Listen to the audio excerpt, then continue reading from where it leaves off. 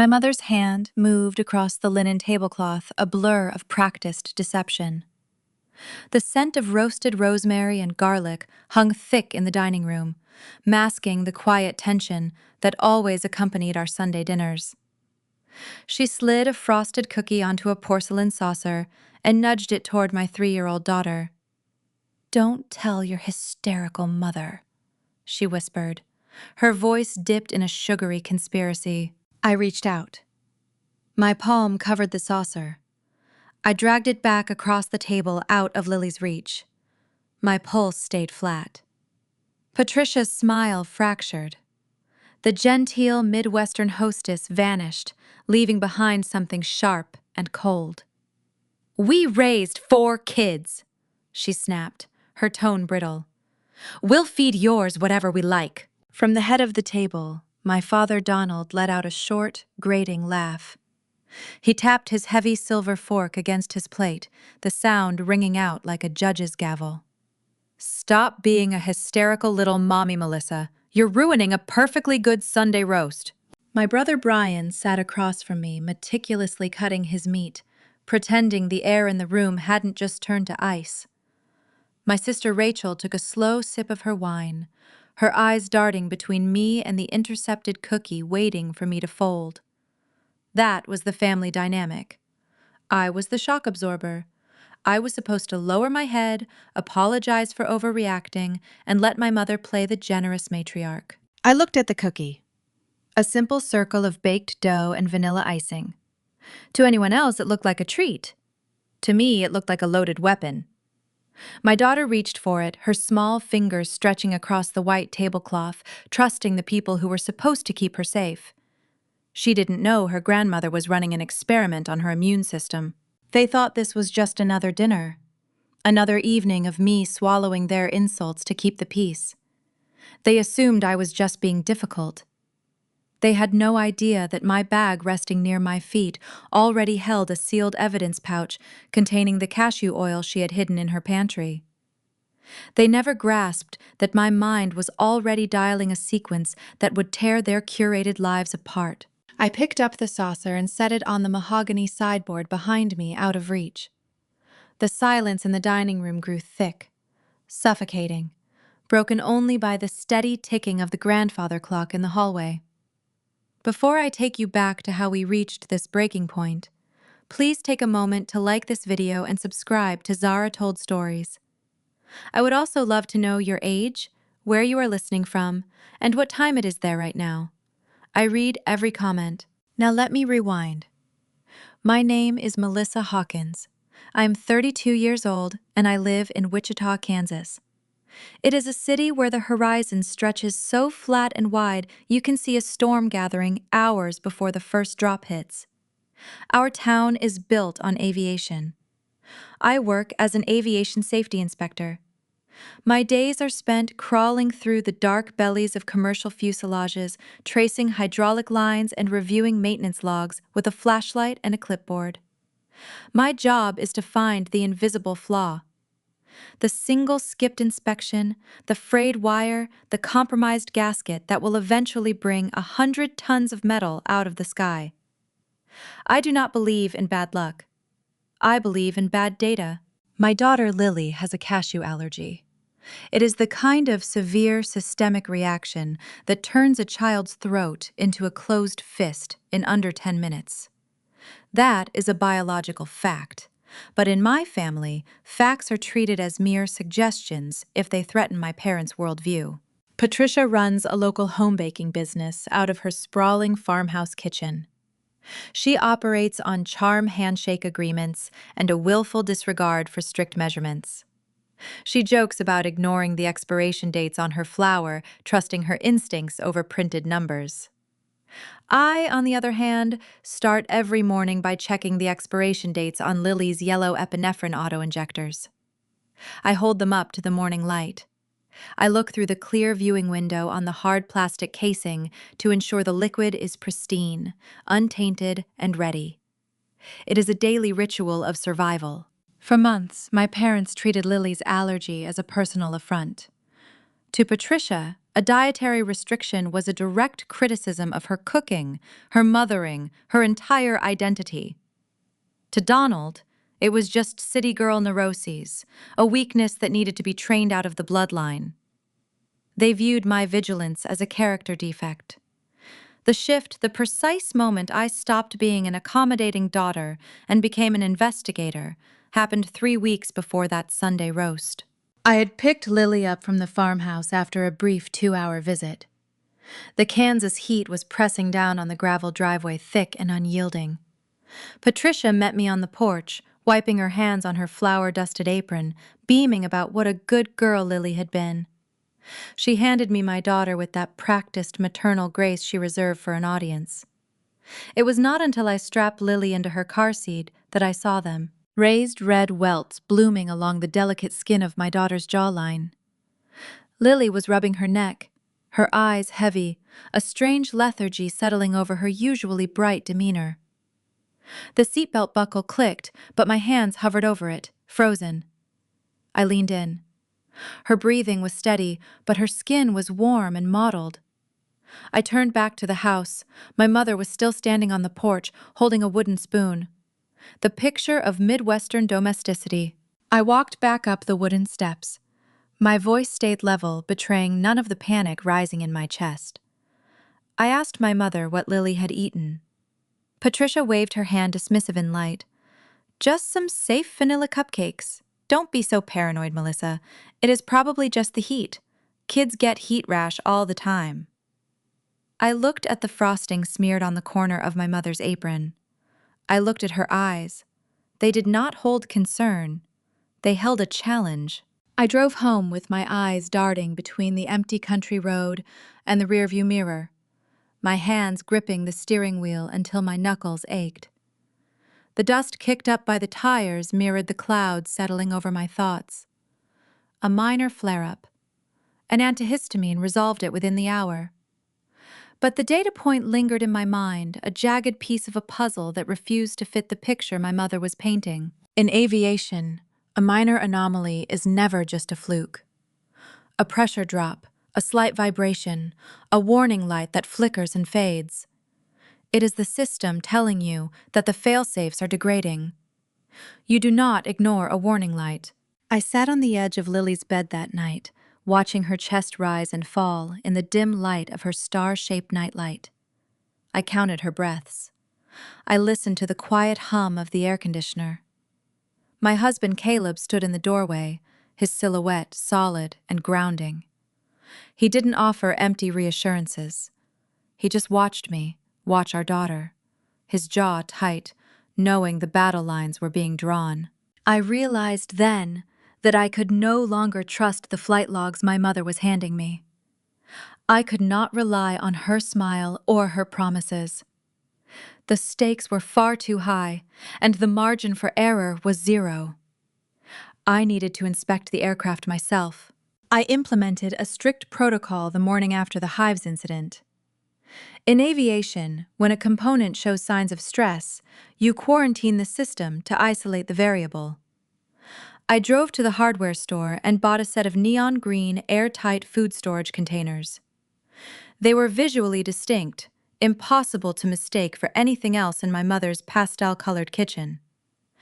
I spent that Thursday evening measuring out safe portions of grilled chicken, steamed carrots, and allergy-free crackers, sealing them tight. I sent a polite, sterile message to the family group chat. I explained that, to figure out what caused Lily's reaction, she would only be eating food I prepared and brought from home. My phone rang 12 minutes later. Donald Hawkins does not text. He views digital communication as a coward's medium. My father is a man carved from the Kansas topsoil, having spent 40 years selling heavy agricultural machinery across the Great Plains. He measures a person's worth by their calluses and their ability to endure discomfort without complaining. I pressed the phone to my ear. "You are embarrassing yourself, Melissa," he said, skipping any form of greeting. "Your mother has been crying all morning. You treat her like a criminal over a few red spots on a toddler's chin." I kept my tone level. leaning against the cold granite of my kitchen island. "It is not a negotiation, Dad.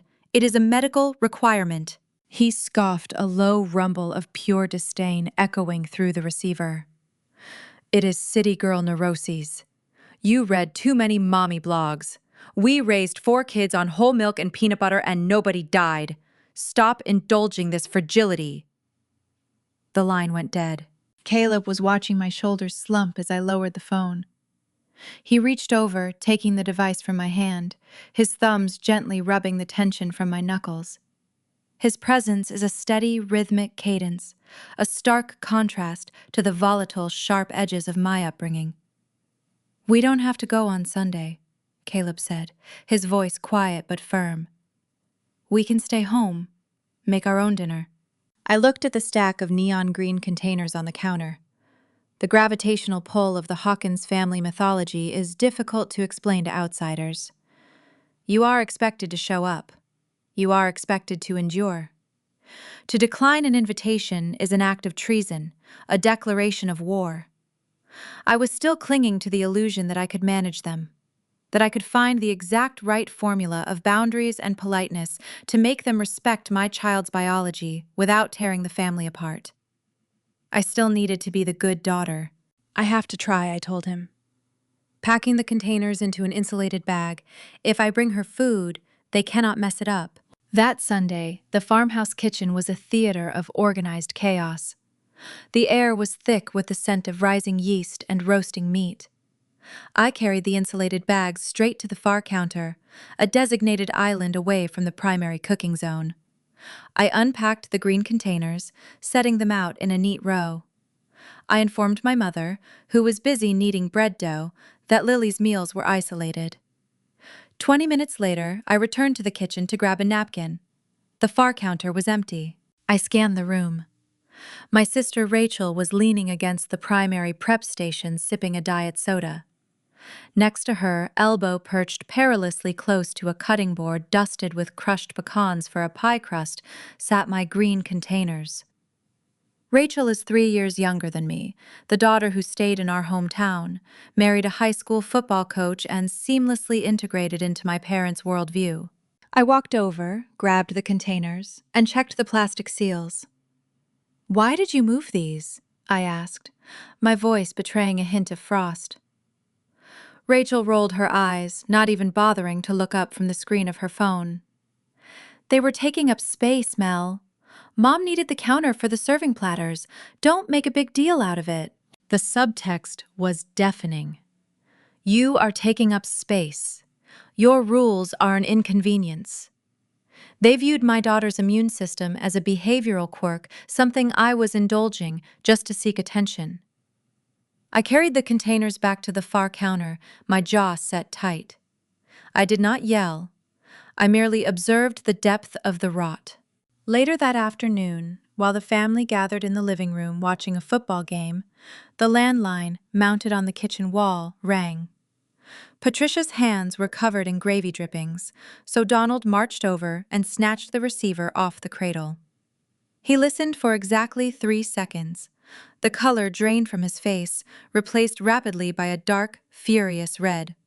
He slammed the phone back onto the receiver with enough force to rattle the drywall. "Who was it?" Patricia asked, wiping her hands on a dish towel, her brow furrowed. "Carol," he grunted, refusing to make eye contact with anyone in the room. "Stirring up drama again. I told that woman never to call this house." Aunt Carol, my father's estranged sister. The woman whose name was treated as a curse word, a phantom banished from our family history before I was even in middle school. Why would she be calling now? I filed the anomaly away in my mind, a delayed reaction clue that I would only understand when it was almost too late. The precarious truce I built around those green containers shattered a few days later. It was a Tuesday afternoon. A mandatory safety audit at the aircraft plant ran long, and Caleb was stuck on a contracting job in the next county over. I had exhausted my short list of babysitters. I had no choice but to ask Patricia to watch Lily for 3 hours. It was the ultimate test of the new boundary. I handed her the green containers at the front door. Only this, I instructed, locking eyes with her, refusing to look away until she nodded. Nothing else, Mom, please. I promise, sweetheart, she replied, pressing a hand to her chest, her expression radiating injured innocence at my lack of trust. When I returned to pick Lily up before dinner, the containers were sitting in the sink, washed and empty. Patricia beamed, bouncing a smiling Lily on her hip. She ate every bite of her special little meal. See? I can follow your rules. A wave of profound relief washed over me. I thanked her, buckling a sleepy Lily into the car, believing that perhaps the boundary had finally held. Perhaps I had gotten through to them. That evening, the house was quiet. Caleb was upstairs, giving Lily a bath, the sound of splashing water echoing down the hallway. I sat on the living room rug, unpacking the diaper bag to restock it for the next day. I reached into the deep zippered pocket at the very bottom, intending to pull out a spare pack of wipes. My fingers brushed against something slick and crinkled. I pulled it out, a metallic foil wrapper twisted tight and shoved deep into the nylon lining. I smoothed it out on the oak coffee table under the harsh, unforgiving glow of the reading lamp. The bright orange typography stared back at me, stark and undeniable. Organic roasted cashew butter. The temperature in my chest dropped to freezing.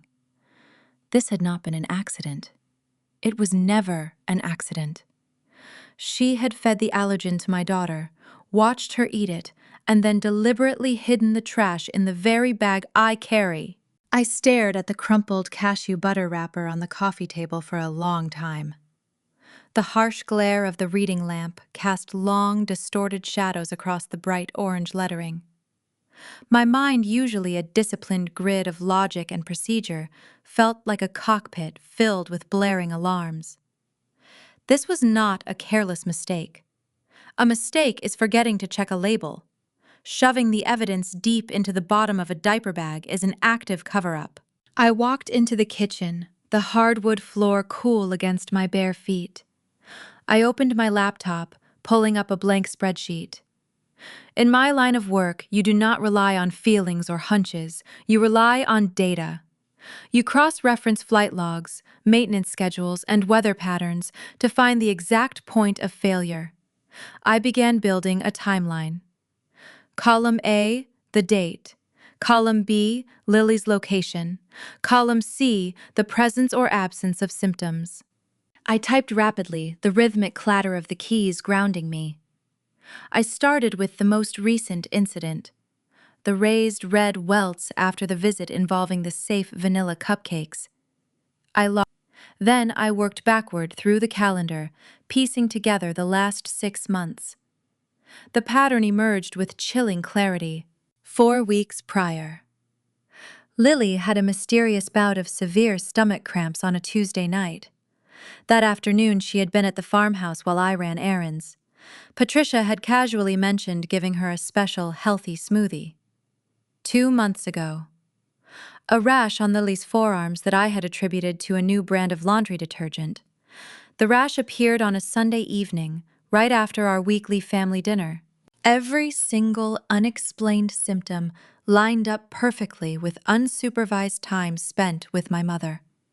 I leaned back in the chair, the blue light of the screen illuminating the cold reality of the situation. My mother was not just ignoring the allergy card I had taped to her refrigerator. She was actively dosing my daughter. The realization settled over me, heavy and suffocating. It felt familiar, a distinct echo of a feeling I had not allowed myself to acknowledge in years. I closed my eyes, and suddenly I was 10 years old again, standing in the middle of a golden Kansas wheat field. The August heat was a physical weight pressing down on the dry, cracked earth. It was harvest season, the most important time of the year for the Hawkins family. My father Donald was driving the combine, a massive green machine that roared like a hungry beast, kicking up clouds of dust and chaff. I was tasked with carrying water jugs to the hired hands. My chest was tight, a familiar, terrifying constriction. I had asthma, a diagnosis my father considered an excuse for laziness. I stopped walking, gasping for air, the world tilting slightly on its axis. My father jumped down from the cab of the combine, his face streaked with sweat and dirt. He did not ask if I was okay. He grabbed my shoulder, his grip firm and impatient. "Stop whining, Melissa," he growled, his voice cutting through the roar of the machinery. "You are fine. Stop acting like a weak city kid and help load the truck. The wheat doesn't wait for your little breathing problems." I had forced myself to keep moving, my lungs burning, terrified of his disapproval. The family narrative was clear. Illness was an inconvenience, a sign of a flawed character. Endure it or hide it. My mother was operating from the same distorted playbook. She did not believe the allergy was real, or at least she did not believe it was as dangerous as the doctors claimed. She thought she knew better. I realized then that she was running her own twisted version of exposure therapy on my 3-year-old daughter. She was giving Lily small amounts of the allergen, convinced she could cure her, determined to prove that my vigilance was nothing more than the neurotic overreaction of a hysterical first-time mother. I picked up my phone. My hands were remarkably steady. I dialed the farmhouse number. Patricia answered on the second ring, her voice bright and lilting. "Hello, sweetheart. Is Lily sleeping well?" I did not exchange pleasantries. "I found a wrapper in the diaper bag, Mom. Roasted cashew butter?" The line went silent for a fraction of a second. A normal person would have sounded confused. A normal grandmother would have expressed alarm. Patricia simply shifted gears, her tone turning defensive and slightly injured. "Oh, Melissa, you are always digging through things looking for a problem. I was snacking on those earlier. I must have dropped the wrapper by mistake. It is just trash." It was stuffed into the bottom pocket zipped shut, I stated, my voice flat, devoid of emotion. "Lily had hives again today. You promised me she only ate what was in the green containers." I heard her sharp intake of breath, then the inevitable pivot to victimhood. "I cannot believe you are accusing me of hurting my own grandbaby," she cried, her voice trembling with manufactured tears. "I try so hard to help you. I watch her when you are busy with that demanding job of yours, and this is the thanks I get? You scrutinize my every move. You make me feel like a monster in my own home." I did not apologize. I did not soften my tone. "We will talk about this later," I said, and hung up. Less than 5 minutes later, my phone buzzed, a text message from Donald. "Stop bullying your mother. She is a saint to put up with your constant demands. We will see you Sunday for dinner. Do not cause a scene." They were a united front, a fortress of denial. They believed they could dictate reality through sheer stubbornness and volume. They expected me to show up on Sunday, lower my head, and pretend the wrapper never existed. I looked back at the spreadsheet on my laptop screen. The timeline was damning, but it was circumstantial. I could not go to Caleb with a hunch and a piece of trash. I could not sever ties with my entire extended family based on a pattern they would simply write off as coincidence. If I cut them off now, Donald would rally the entire town, framing me as an unstable, vindictive woman keeping a child from her loving grandparents. I needed undeniable, concrete proof. I needed to catch her in the act. I needed to walk into the farmhouse on Sunday, not as a daughter seeking approval, but as an inspector executing an audit. The Sunday dinner would not be a meal. It would be a trap. I began forming a plan, a methodical sequence of actions designed to expose the invisible flaw in their curated lives. They thought they were in control of the narrative, but they had fundamentally underestimated the woman they had raised. Sunday arrived with a heavy, overcast sky, the kind of gray ceiling that traps the Kansas heat against the asphalt. Caleb and I pulled onto the gravel driveway of the farmhouse 30 minutes before our scheduled arrival time. We had a plan. In an audit, the element of surprise is your greatest asset. If you give a faulty system time to prepare, it will hide its defects. Caleb shifted the car into park and killed the engine. He turned to me, his hands resting on the steering wheel. He is a man who manages supply chain logistics for a living. Where my family thrives on emotional chaos and unspoken resentments, Caleb operates on structure and quiet efficiency. He knew exactly what was at stake today. He knew I needed 10 minutes alone in the kitchen. "I will handle your father," Caleb said, his voice a steady anchor. "I will ask him about the grain market tariffs. That will keep him talking in the living room for at least 20 minutes. I will keep Brian and Rachel occupied too. Just get what you need and get out." I nodded, grabbing my oversized utility coat from the back seat. It was too heavy for the weather, but it had deep, reinforced pockets. I needed the space. We walked through the front door without knocking. The farmhouse smelled of roasting garlic butter and the faint underlying scent of lemon polish. The sounds of a pre-game football broadcast blared from the living room television. Donald was already in his recliner, a glass of iced tea sweating on the coaster beside him. Brian was perched on the edge of the sofa, scrolling through his phone. Rachel was on the back patio, arguing with her husband on speakerphone. The ecosystem was perfectly distracted. Caleb stepped right into the line of sight, blocking the hallway entrance. He greeted Donald with a loud, boisterous question about diesel prices. Donald took the bait instantly, launching into a predictable lecture about agricultural economics. I slipped past the hallway and pushed through the swinging door into the dining room, then stepped quietly into the kitchen. Patricia was not at the stove. Through the window, I saw her walking toward the detached garage to fetch more folding chairs. I had a narrow, rapidly closing window of opportunity. I moved straight toward the far wall and opened the door to the walk-in pantry. This was not a standard domestic closet. It was a commercial-scale storage room, the true headquarters of Patricia's lucrative, uncertified baking empire. The shelves stretched floor to ceiling, groaning under the weight of 50-pound bags of flour, industrial tubs of fondant, and rows of glass extract bottles. This business was her entire identity. She supplied wedding cakes, church bake sales, and corporate retreats across 2 counties.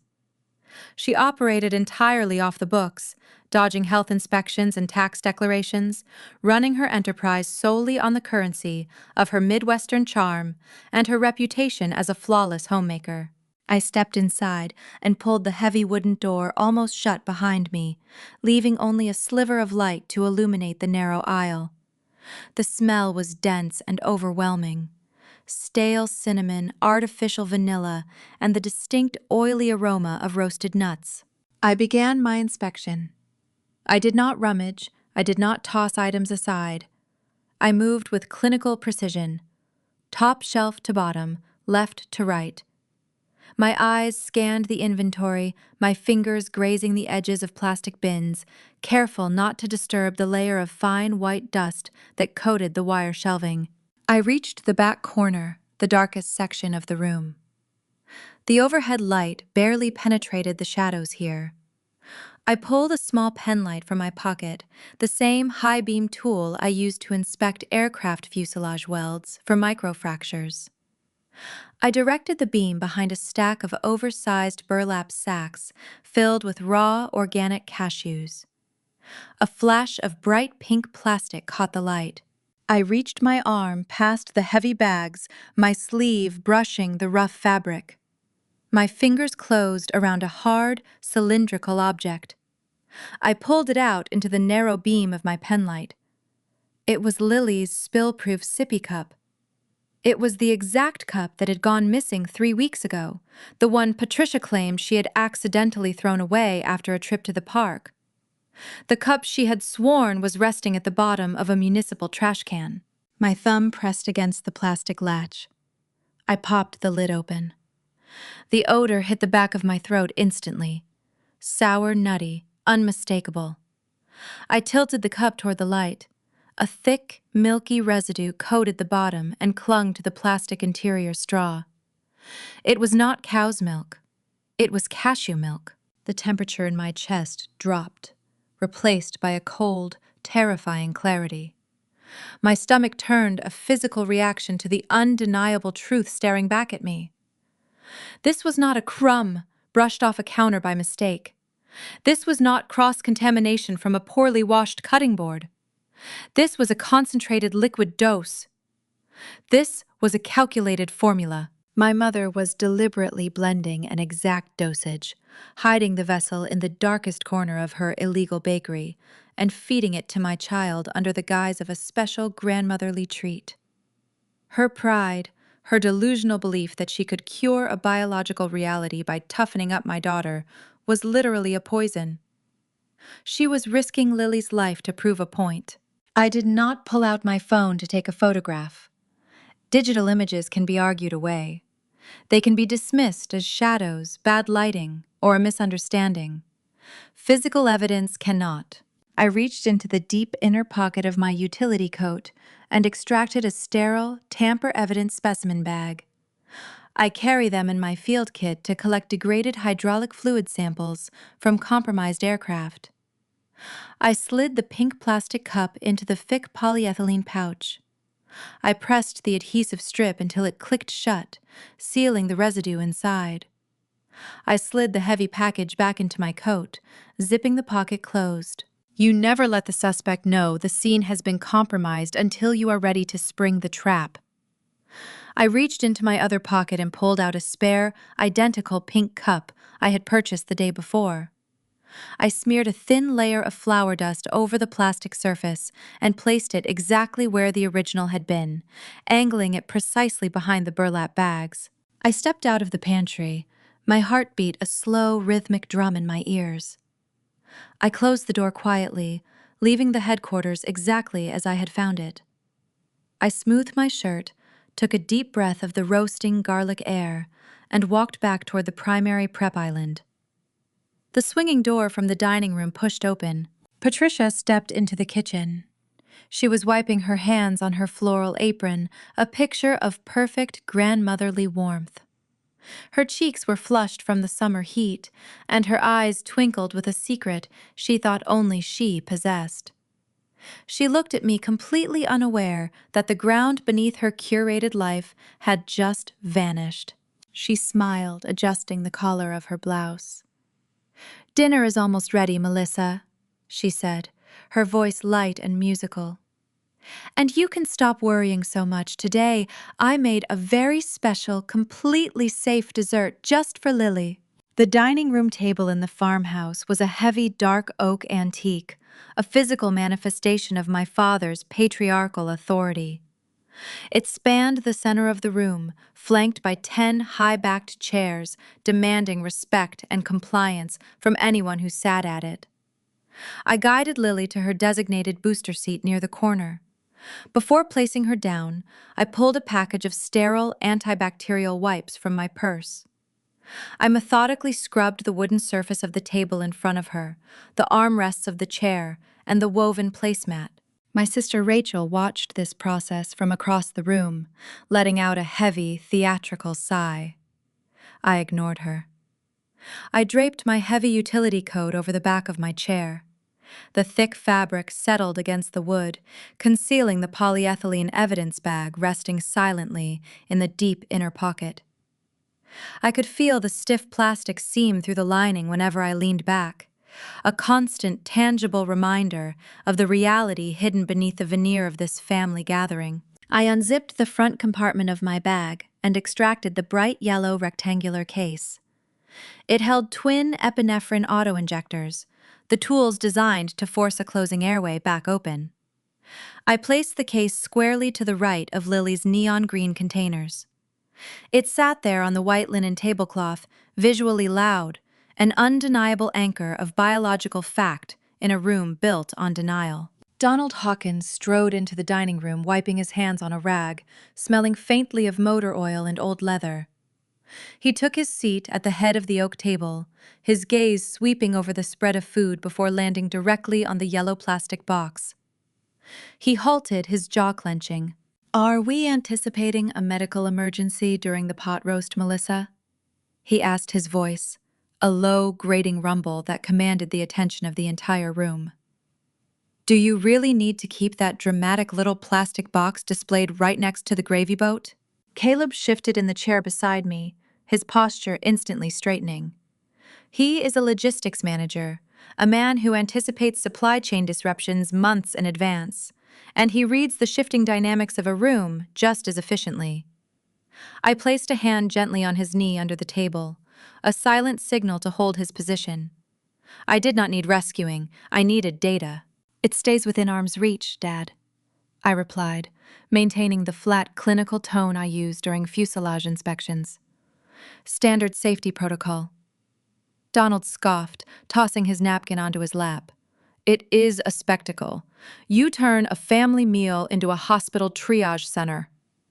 Brian, sitting next to Rachel, offered a quiet chuckle, eagerly supporting the established hierarchy. Donald raised his hands, signaling the beginning of the meal. In our family, the Sunday blessing was not a moment of spiritual reflection. It was an opportunity for Donald to deliver a State of the Union address wrapped in the guise of prayer. We bowed our heads. I kept my eyes open, staring directly across the table at the swinging door leading to the kitchen. "Lord, we thank you for the harvest, for the land that sustains us, and for the strong backs that work it," Donald began, his voice resonant and commanding. "And Lord, grant us the strength to deal with the overly sensitive people in this modern world. Help those who look for problems where none exist find peace, and let this meal nourish those who possess the resilience to endure life without constant complaint." It was a masterclass in weaponized religion. A tailored insult delivered directly to an audience forced to sit in silence. Caleb squeezed my hand under the table. I felt nothing but cold resolve. My father was praying for resilience, entirely unaware that the resilience he demanded was currently building a forensic case against his wife. Before the serving platters could be passed, a sharp knock sounded at the side door off the kitchen. Patricia hurried out of the dining room to answer it. Through the open archway, the entire table could hear the interaction. It was Mrs. Higgins, a neighbor from a few miles down the county road, arriving to pick up a large custom pie order for a church fundraiser. The dramatic irony of the conversation that followed was so thick it practically hummed in the air. "I always tell everyone, Patricia, your kitchen is cleaner than the surgical ward," Mrs. Higgins gushed, her voice carrying easily into the dining room. "You run such a tight ship. I never have to worry about cross-contamination or expired ingredients when I order from your bakery. You are a true professional." Patricia preens under the praise, her tone dripping with manufactured humility. "Oh, you know me, Susan. I maintain a flawless safety record. I treat my customers like my own children. I would never serve anything that was not prepared with the utmost care and precision." I sat at the oak table, listening to the glowing review. I pressed my spine against the back of my chair, feeling the crinkle of the sealed plastic specimen bag inside my coat pocket. The cashew residue coating the hidden sippy cup was the direct counter-narrative to her grand performance. She was accepting praise for food safety while simultaneously running a covert exposure trial on a toddler. The sheer audacity of her delusion was staggering, cementing my conviction that a simple conversation would never stop her. She needed to be dismantled. Patricia returned to the dining room, her cheeks flushed with the high of public validation. She began passing the heavy ceramic platters. Steaming slices of roast beef, buttered potatoes, and glazed carrots circulated the table. I ignored all of it. I opened the neon green containers I had packed, feeding Lily her safe, pre-portioned meal. Patricia watched this process with tightened lips, her eyes narrowing as she carved her own portion of meat. "She is missing out on my famous potatoes," Patricia sighed, playing the role of the wounded, unappreciated martyr. It breaks my heart to see her eating cold chicken out of a plastic tub while the rest of us enjoy a real family meal. I did not engage. I monitored every forkful Lily took, watching the perimeter, scanning the horizon for the incoming threat. The meal progressed in a tense, simmering silence, punctuated only by the clinking of silverware and Donald's occasional comments about the failing commodity markets. Then the plates were cleared. The air in the room thickened the ambient noise, fading away. The final act of the afternoon began. Patricia emerged from the kitchen, carrying a large, polished silver tray. She had prepared thick slices of pecan pie for the adults, each plate garnished with a sprig of mint. But sitting dead center on the silver tray was a separate, small porcelain saucer. Resting on that saucer was a single vanilla-frosted cookie, decorated with colorful sprinkles. I tracked the tray as she moved around the table. My muscles coiled, preparing for the interaction. Standard protocol dictated that she hand the specialized plate directly to me, the mother, to verify the ingredients before offering it to the child. Patricia began distributing the pie to Donald, then Brian, then Rachel. She circled the table, her steps deliberate and measured. She reached our end. She handed Caleb his pie. She did not hand the saucer to me. Instead, Patricia intentionally walked behind my chair. She stepped into the narrow gap between my seat and Lily's high chair, physically bypassing my line of defense. She leaned down, bringing her face level with my daughter's, her back angled to block my immediate reach. She held the porcelain saucer out, the frosted cookie resting dangerously close to Lily's small, eager hands. My left arm shot upward. My palm clamped down over the rim of the saucer, pinning the porcelain against the table before Lily's fingers could graze the icing. The sharp clatter of ceramic hitting hard wood echoed through the dining room, cutting through the ambient hum of the house. I dragged the plate backward, far out of my daughter's reach, placing it near the floral centerpiece. Patricia straightened up her cheeks, flushing a deep, angry crimson. The genteel Midwestern hostess facade shattered, leaving behind a brittle, cold fury. "We raised 4 kids," she snapped, the volume in the room instantly doubling. "We will feed yours whatever we like." From the head of the oak table, Donald let out a short, grating laugh. He tapped his silver fork against the edge of his pie plate, the sound ringing out like a gavel, demanding order in a courtroom. "Stop being a hysterical little mommy, Melissa," he demanded, leaning back in his heavy chair. "You are ruining a perfectly good Sunday roast." Rachel swirled her wine, a smirk playing at the corners of her mouth, enjoying the spectacle. Brian shook his head, cutting a piece of meat and muttering something about city living making people soft. They expected me to fold.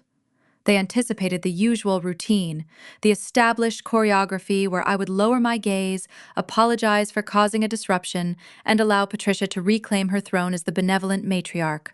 Instead, I remained seated. I did not raise my voice. I did not shed a tear. I shifted into the exact persona I utilize when briefing federal regulators on catastrophic mechanical failures. I locked eyes with my mother. I checked your walk-in pantry before dinner. I stated, my tone devoid of inflection. The room went still. The only sound was the rhythmic ticking of the grandfather clock in the hallway. I walked past the 50-pound flour sacks. I took a penlight to the back corner, right behind the burlap bags of raw, organic cashews. Patricia blinked, a brief flicker of uncertainty crossing her features. Her hand fluttered toward her throat, a telltale sign of rising panic. I found Lily's missing pink sippy cup. I continued articulating every consonant with surgical precision. "The one you claimed you threw away at the park 3 weeks ago." It was hidden in the darkest section of the bottom shelf. I opened it. The interior was coated in a thick, sour residue of cashew milk. I reached behind me, tapping the thick fabric of the utility coat draped over my chair. I secured the cup in a tamper-evident specimen bag, I informed them, watching the color drain from my mother's face in stages. "The residue is preserved. It is sealed in plastic. You cannot wash it away." The silence in the dining room became suffocating. Donald stopped chewing. Rachel set her wineglass down, the smirk vanishing, replaced by a wary confusion. Patricia opened her mouth, closed it, and then scrambled for her favorite weapon, pivoting immediately to playing the victim. "You are insane," Patricia sputtered, her voice climbing an octave, vibrating with manufactured outrage. "You are breaking into my storage room and spinning wild delusions to make me look like a villain? That cup was just dirty. It was probably soy milk or almond milk or something safe. You were trying to destroy my reputation." "It was a concentrated dose of an allergen," I corrected her, keeping my gaze locked on hers. "You have been covertly dosing a toddler to prove a point. You thought you could run an exposure trial behind my back." Donald slammed his fist onto the table, making the silverware jump. "Enough!" he roared, his face darkening to a dangerous shade of plum. "I will not sit here and listen to you slander your mother in her own home. You have lost your mind, Melissa. You are seeing ghosts. You bring an evidence bag to a family dinner? What kind of sick person does that?" They began shouting a chaotic chorus of denial and indignation designed to drown out the data. Rachel chimed in, calling my actions unhinged. Brian told me to hand over the coat and leave. Patricia was crying now, pointing a trembling finger at my chest, weaponizing her tears to rally the men in the room to her defense. Donald rose from his chair, his broad shoulders squared, preparing to physically intimidate me into silence. Caleb pushed his own chair back, standing up to block my father's path, his posture rigid and uncompromising. Caleb did not raise his voice, but he pointed a single finger at Donald's chest, issuing a quiet, firm warning to stay exactly where he was. The adults were entirely consumed by the psychological warfare. They were focused on winning the argument, protecting their egos, maintaining the rigid hierarchy of the Kansas farmhouse. Nobody was looking at the tablecloth. Nobody was watching the primary variable. Except me. When I had clamped my hand down on the porcelain saucer and dragged it backward, the sudden motion had caused a tiny piece of the vanilla frosting and baked dough to flake off the cookie. It was a minuscule fragment, no larger than a grain of rice. It rested on the white linen, an invisible landmine camouflaged against the fabric. While Caleb and Donald stared each other down, and while Patricia sobbed into her napkin, Lily's small, curious hand reached forward. She possessed the innocent, exploratory nature of a 3-year-old. She saw a sweet crumb. Her tiny fingers pinched the fragment of dough. Before I could process the geometry of her movement, before my brain could register the danger she brought, her hand to her mouth and swallowed it.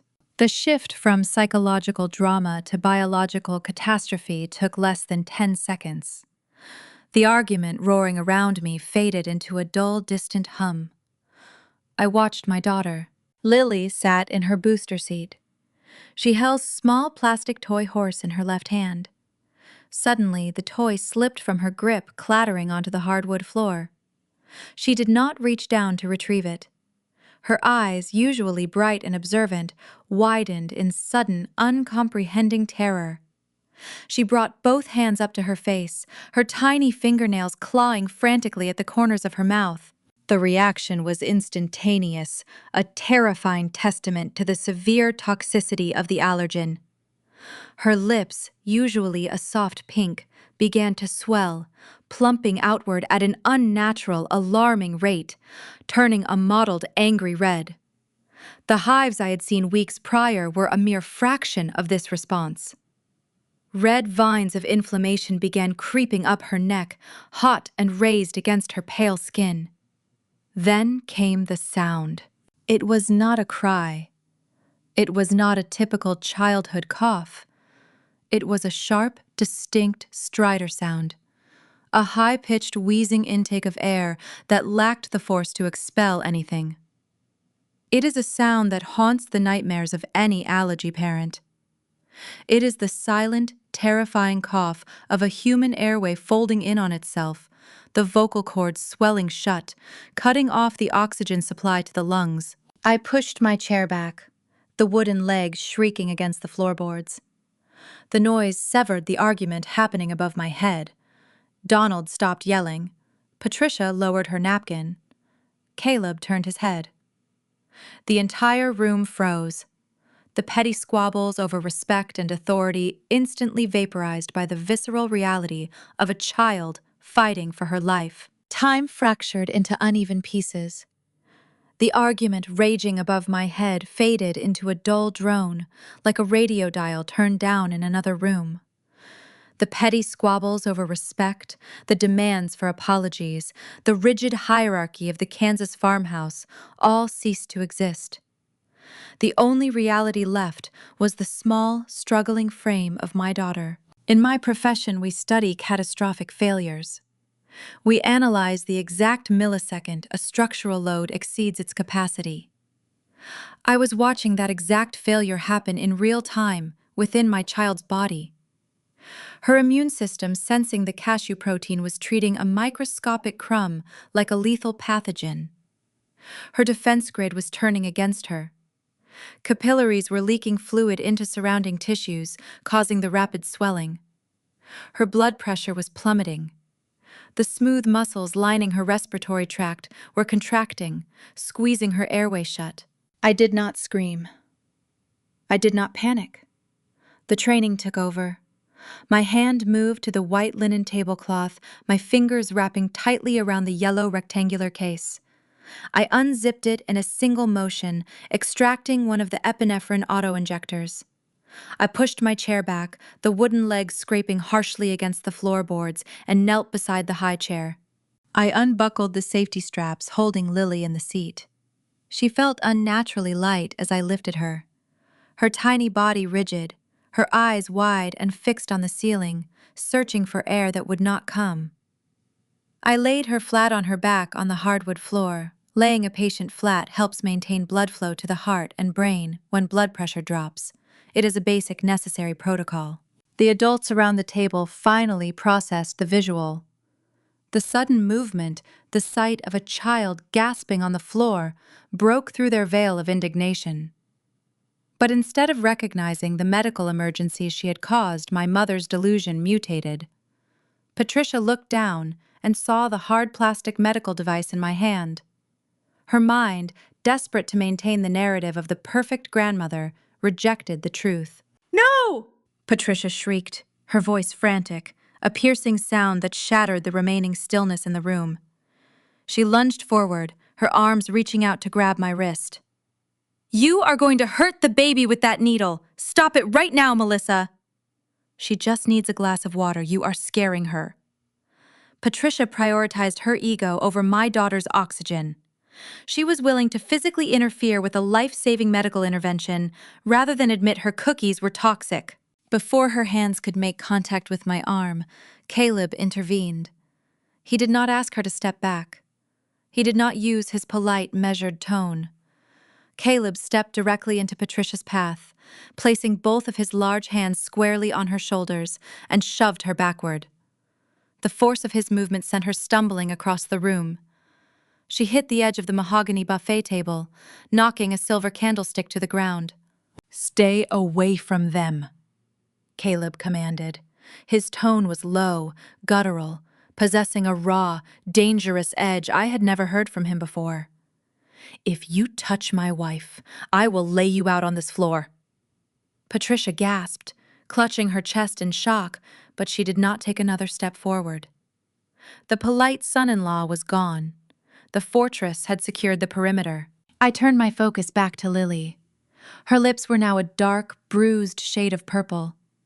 The high-pitched stridor sound was growing fainter, meaning the airway was almost entirely closed. We were out of time. I pulled the blue safety release cap off the top of the injector. I found the meaty portion of Lily's outer thigh. You do not need to remove clothing. I pressed the orange tip firmly against the fabric of her Sunday dress, maintaining a 90-degree angle. I pushed down. The spring-loaded mechanism fired with a loud mechanical click. I anchored the device, keeping my hand steady against her leg to ensure the needle delivered the full dose of synthetic adrenaline into the muscle tissue. 1, I said out loud, my voice even cutting through the heavy silence of the dining room. 2, I watched Lily's chest, praying for the pharmacology to override the biology. 3, I pulled the injectors straight back, setting the spent plastic tube onto the floor. I placed my palm over the injection site, massaging the muscle firmly for 10 seconds to help circulate the medicine through her bloodstream. I looked up. Brian was standing near the doorway, his mouth hanging open, his phone gripped loosely in his hand.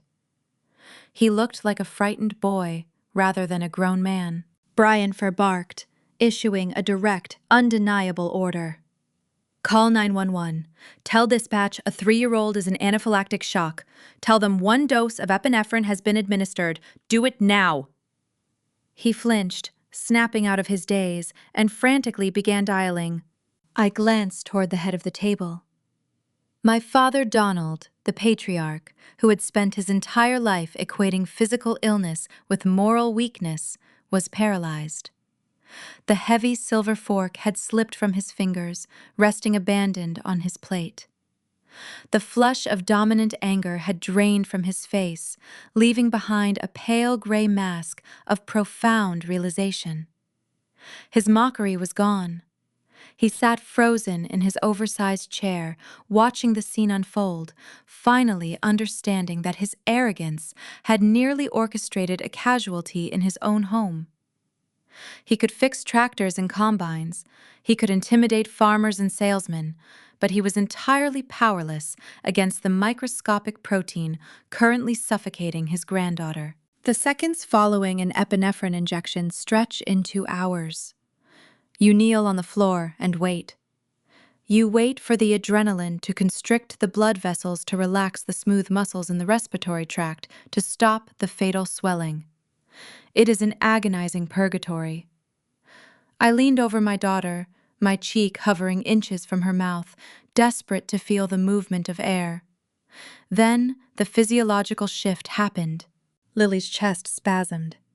She drew in a sudden, sharp, ragged breath, pulling oxygen past her swollen vocal cords. The sound was harsh, like tearing thick paper, but it was the sound of life. Another breath followed, deeper and steadier this time. The purple hue around her lips began to recede, replaced by a flush of red. Then came the most beautiful noise a parent can witness in a trauma setting. Lily began to cry. It was a loud, wet, furious wail of discomfort, fear, and exhaustion.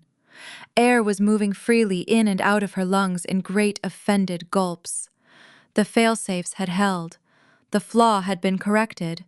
I gathered her into my arms, pulling her small, shaking body against my chest. I sat back on my heels, rocking her on the hardwood floor, murmuring soft, repetitive assurances into her hair.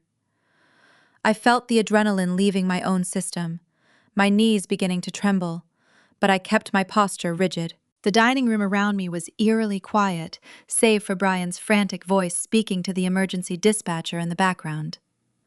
Caleb knelt beside me, his hand resting a protective weight on the back of my neck. I did not look at Patricia, who was now weeping quietly by the buffet table. I did not look at Donald, who remained frozen in his chair, staring at the floor. I did not look at Rachel, who had retreated to the corner of the room in stunned silence. The familial bonds, the obligations, the decades of conditioning to keep the peace all evaporated in that moment. They were burned away by the harsh, undeniable light of their negligence. I was no longer a daughter in that house. I was a guardian who had just neutralized a lethal threat. I closed my eyes, burying my face in Lily's soft hair. Through the thick glass of the farmhouse windows, cutting across the vast, open Kansas plains, the faint, high-pitched wail of sirens began to rise. The flashing red and blue strobes cut through the gray afternoon, painting the farmhouse walls in erratic, frantic pulses. Heavy boots pounded against the wooden porch steps. The front door banged open, and two paramedics crossed the threshold, carrying their heavy jump bags. They brought the sterile, unforgiving reality of the outside world directly into my parents' fabricated ecosystem. The lead medic, a tall man with close-cropped silver hair and a radio strapped to his chest, did not care about the mahogany table or the ruined Sunday roast. He cared about pulse rates, oxygen saturation, and airway patency. He knelt immediately beside us on the hardwood floor, his movements crisp and practiced, displacing the suffocating tension with pure clinical focus. I recited the statistics like a flight data recorder running a diagnostic playback. Time of exposure, specific allergen, estimated quantity ingested, time of epinephrine administration, exact dosage. I pointed to the spent auto-injector resting near the leg of the high chair. The medic clipped a pediatric pulse oximeter onto Lily's index finger. The small machine chirped, reading her vitals in a steady rhythm. He placed the bell of his stethoscope against her chest, listening intently to the air moving past her recovering vocal cords. He nodded, satisfied with the rhythmic expansion of her small lungs. He looked up, his expression radiating calm competence. "Textbook response, Mom," he stated, his voice projecting across the silent room, bouncing off the antique furniture. "You recognized the signs early and administered the medication without hesitation. You saved her life today. Good job." That single sentence hung in the stagnant air, a final, unassailable verdict delivered by an impartial expert. It was the antithesis of hysterical. It was a clinical confirmation of competency, validating every boundary I had tried to set. But the family machine abhorred a vacuum of control. Patricia could not endure being cast as the villain in her own kitchen, especially in front of uniformed professionals. She stepped forward, dabbing at her dry eyes with a linen napkin, trying to insert herself back into the center of the narrative. "Oh, it was such a terrifying freak accident," she whimpered, directing her theatrical performance toward the second paramedic, who was unfolding a portable stretcher. "I run a spotless kitchen. I pride myself on it. I have no idea how a trace of something got into her food. We are all just so traumatized by this random tragedy." Caleb moved before I even had to shift my weight.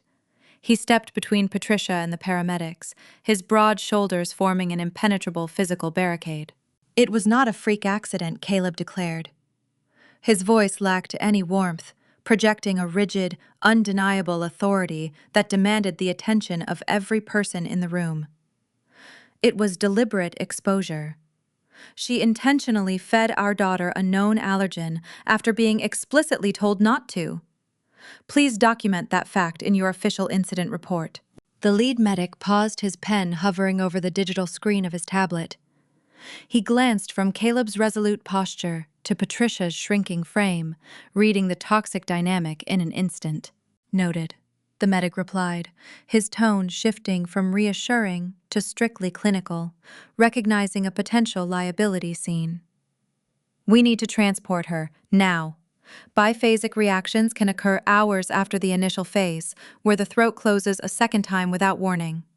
We are taking her to the pediatric emergency department for extended observation." They transferred Lily onto the portable stretcher, securing the thick yellow straps across her chest and legs. I grabbed my oversized utility coat from the back of the chair. I felt the distinct crinkle of the sealed plastic specimen bag deep in the inner pocket. The evidence remained secure, a silent ticking bomb, waiting for the right moment to detonate.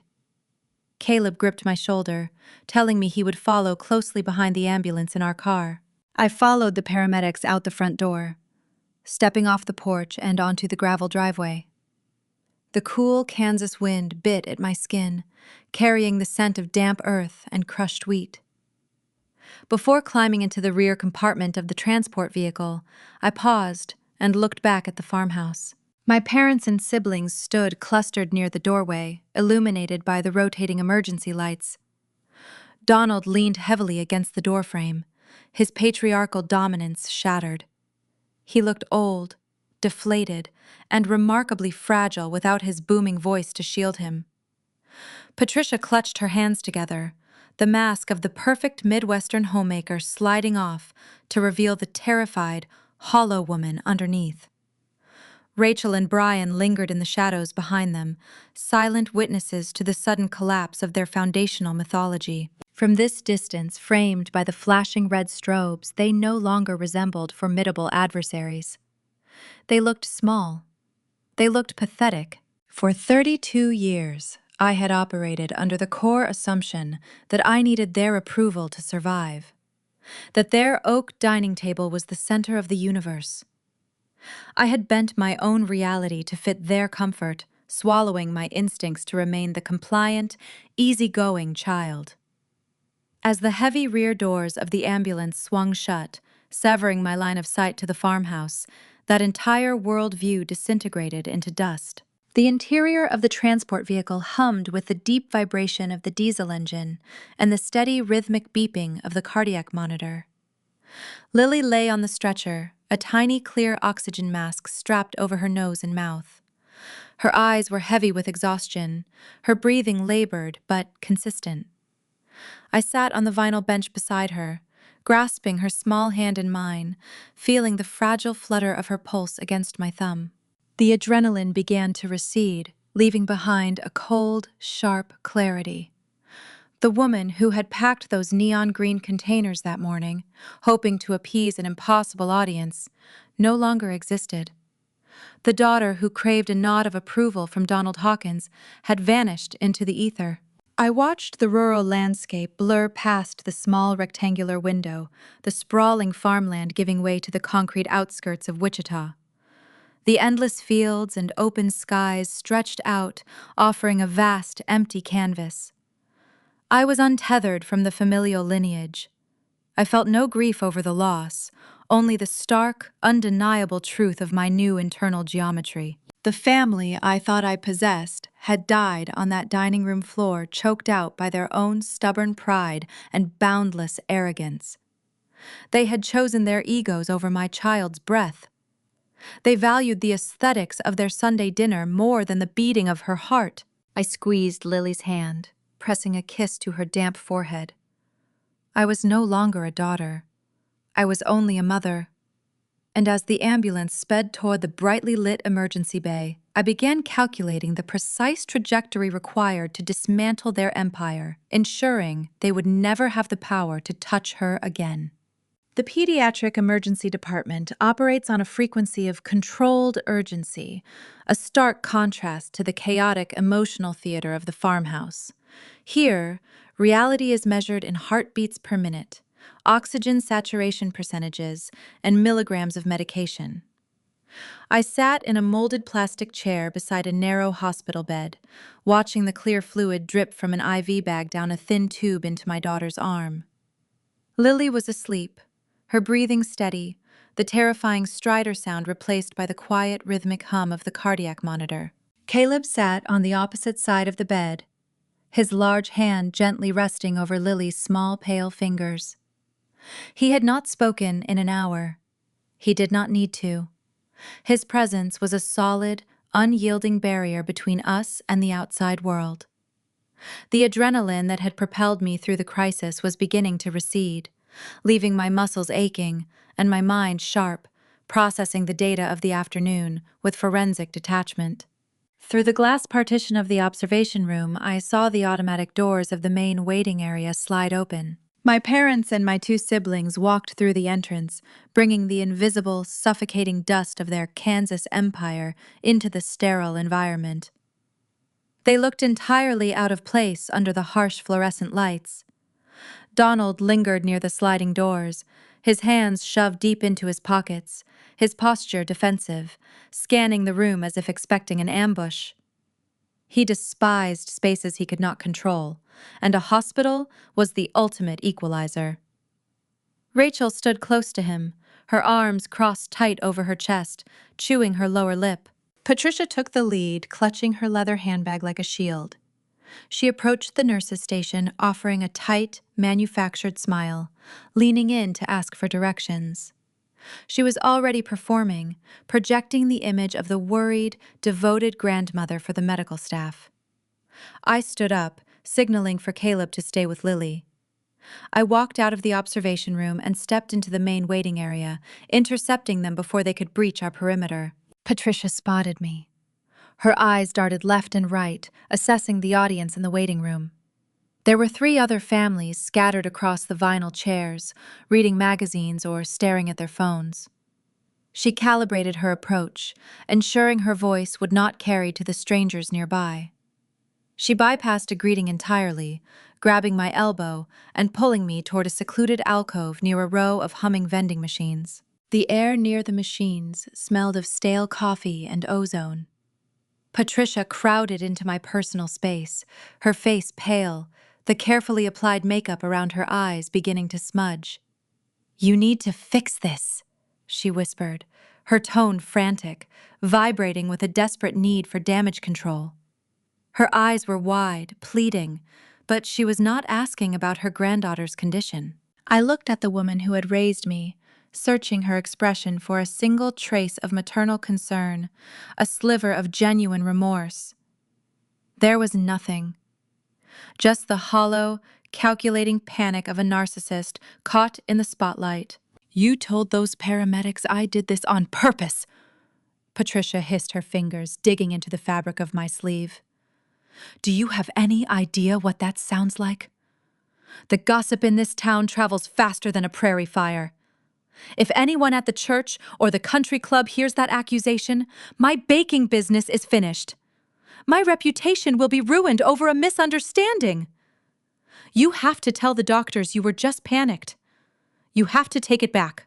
I stared at her hand on my arm until she released her grip, unnerved by my silence. "You are going to make us look like monsters, Melissa," she pleaded, her voice cracking, attempting to summon a tear to soften her demand. Before I could deliver my response, heavy footsteps echoed across the linoleum floor. Brian marched toward the alcove, his jaw set, his fists clenched tight at his sides. My 29-year-old brother was groomed from birth to inherit Donald's agricultural supply company. He was the golden boy, the heir apparent trained to view vulnerability as a defect and to defend the family honor at all costs. I braced myself for the incoming assault, expecting him to deliver one of our father's rehearsed speeches about loyalty and respect, demanding I apologize to our mother. Brian stopped 2 feet away from us. He looked at Patricia, then turned his gaze to me. The anger radiating from him was palpable, a dark, brewing storm. But the storm did not break over me. Brian let out a shuddering, jagged breath. The rigid posture collapsed, the arrogant air vanished, replaced by a terrified young man, buckling under the weight of a horrific truth. He raised his hands, pressing the heels of his palms against his eyes. "I saw it." Brian choked out his voice, a raw, broken whisper. Patricia froze, her manufactured tears instantly drying up. "What are you talking about, Brian?" she asked, a sharp, warning edge slipping into her tone. I saw the bottle. Brian continued, dropping his hands, his eyes red and shining with unshed tears. I walked into the kitchen before the Higgins woman arrived to pick up her pie. "You were at the counter. I saw you pour a teaspoon of that roasted cashew oil into the mixing bowl with the vanilla frosting. You stirred it in. You put it on that single cookie." The hum of the vending machine seemed to grow louder, filling the sudden, breathless void in the alcove. A red herring had just unraveled into a confession. Brian had possessed the missing data point all afternoon. He had witnessed the sabotage. He had watched the bait being laid. "Why didn't you stop her?" I asked, my voice barely above a whisper, the betrayal carving a deep, cold groove into my chest. Brian looked down at his boots, the shame radiating from him in palpable waves. "Because I did not want to start a fight before dinner," he admitted the cowardice of the golden child laid bare. "Dad was already in a bad mood about the grain prices. Mom said it was just a trace amount, just enough to prove you were exaggerating. She said Lily would get a tiny rash, and then you would finally shut up about it. I did not know it would do that to her throat. I did not know she would stop breathing." Patricia lunged toward him, her hand raised as if to strike him, her self-preservation instincts overriding any maternal affection. "Shut your mouth, Brian," she hissed, her face contorted in sheer panic. "You do not know what you saw." I stepped between them, my presence a cold, immovable barrier. The pieces were all on the board. The audit was complete. "You are monsters," I stated, delivering the verdict with devastating, flat clarity. The word did not carry heat. It carried the weight of a stone dropping into a bottomless well. "You fed my child a toxin to protect your own fragile egos, and you stood by and watched her choke on it to avoid an awkward conversation." Patricia opened her mouth, scrambling for another excuse, another lie to spin the narrative back in her favor. "I already told the attending physician exactly what you fed her." I continued cutting off her oxygen. I told them about the wrapper. I told them about the hidden cup. I brought the physical evidence. The heavy swinging doors connecting the waiting room to the clinical treatment area pushed open. Dr. Aris, the lead attending physician for the pediatric ward, stepped into the corridor. She wore a crisp white coat, holding an electronic tablet in her hand. Her expression was neutral, professional, and entirely devoid of the Midwestern pleasantries my parents relied on to manipulate their surroundings. Dr. Aris spotted me and approached the alcove, her gaze briefly sweeping over Patricia and Brian before locking onto me.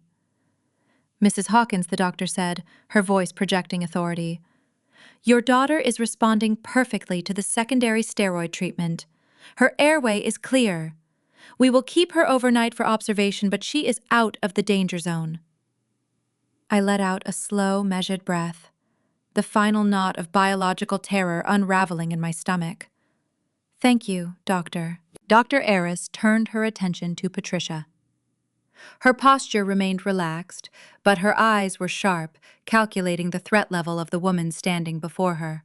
"I have formally documented this event as an intentional exposure to a known life-threatening allergen," Dr. Aris stated, addressing my mother with the chilling courtesy of a medical professional, explaining a fatal diagnosis. The incident report includes the timeline, the specific ingredient ingested, and the maternal witness testimony regarding the source of the contamination. Patricia shrunk back, her designer purse clutched against her chest, the reality of the sterile hospital environment finally penetrating her delusion. In cases where a minor suffers a severe medical emergency due to deliberate actions by a caregiver or family member, hospital protocol is strict. Dr. Aris continued tapping her pen against the edge of her tablet. "The legal terminology for this is medical child abuse or reckless endangerment. My clinical mandate requires me to flag this file. If this child is brought into any emergency facility with unexplained allergic symptoms again, the system will trigger an automatic notification to Child Protective Services. Law enforcement will be mandated to open an investigation into the household responsible for the exposure." The threat of the law, the mention of social workers and police officers, shattered the remaining fragments of Patricia's constructed reality. In her world, the Hawkins name commanded respect. In Dr. Aris's world, the Hawkins name was merely a liability flag on a digital chart. Dr. Aris offered a brief, polite nod and turned around, walking back through the swinging doors, leaving the wreckage of my family in her wake. Patricia stared at the closing doors, her jaw slack, her breathing shallow. Brian remained frozen, his gaze fixed on the linoleum tiles, entirely broken by his own complicity. Across the waiting room, Donald watched the interaction, sensing the catastrophic shift in power, unable to intervene in a jurisdiction where his money and bluster held zero currency. "Leave," I commanded, turning my back on them, dismissing them with the same casual authority they had always used on me. They retreated. No arguments, no demands for respect. They gathered Donald and Rachel and walked out through the sliding glass doors, disappearing into the dark Kansas evening, a fractured unit running from a truth they could no longer outrun. The waiting room settled into a quiet hum. I walked back toward the observation unit, the path forward clearer than it had ever been. But as I pushed open the door to return to my daughter, my phone buzzed in my pocket. A single unread voicemail icon flashed on the screen. It was from Aunt Carol, the phantom caller from Sunday afternoon, leaving a message that was about to explain exactly why my mother possessed such a pathological need to prove the doctors wrong. The drive back to our house was shrouded in the dense, ink-black darkness of a rural Kansas night. The tires hummed a monotonous rhythm against the asphalt, a sound that usually lulled me to sleep, but tonight it only sharpened my focus.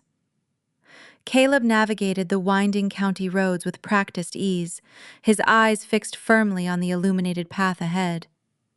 In the back seat, Lily was finally asleep, her small chest rising and falling in a steady, unhindered cadence. The sterile, chemical scent of the hospital still clung to our clothes, a lingering reminder of the precipice we had just pulled our daughter back from. We pulled into our driveway, the motion sensor floodlights washing the yard in a stark, artificial glow. Caleb killed the engine. He turned around, carefully unbuckling Lily from her car seat, lifting her limp, exhausted body against his shoulder. I grabbed the diaper bag and the bright yellow epinephrine case, clutching it like a talisman. We walked through the front door. The house was exactly as we had left it that morning, yet it felt like an entirely different dimension. The quiet was profound, absolute devoid of the suffocating engineered tension that defined my parents' farmhouse. Caleb carried Lily straight up the stairs to her bedroom, tucking her beneath her favorite quilted blanket. I stood in the kitchen, dropping my keys onto the granite island. The metal clattered loudly against the stone. I set the yellow medical case next to the sink. My hands were shaking, a delayed physiological response to the adrenaline leaving my system. I braced my palms against the cool edge of the countertop, forcing myself to take slow, measured breaths.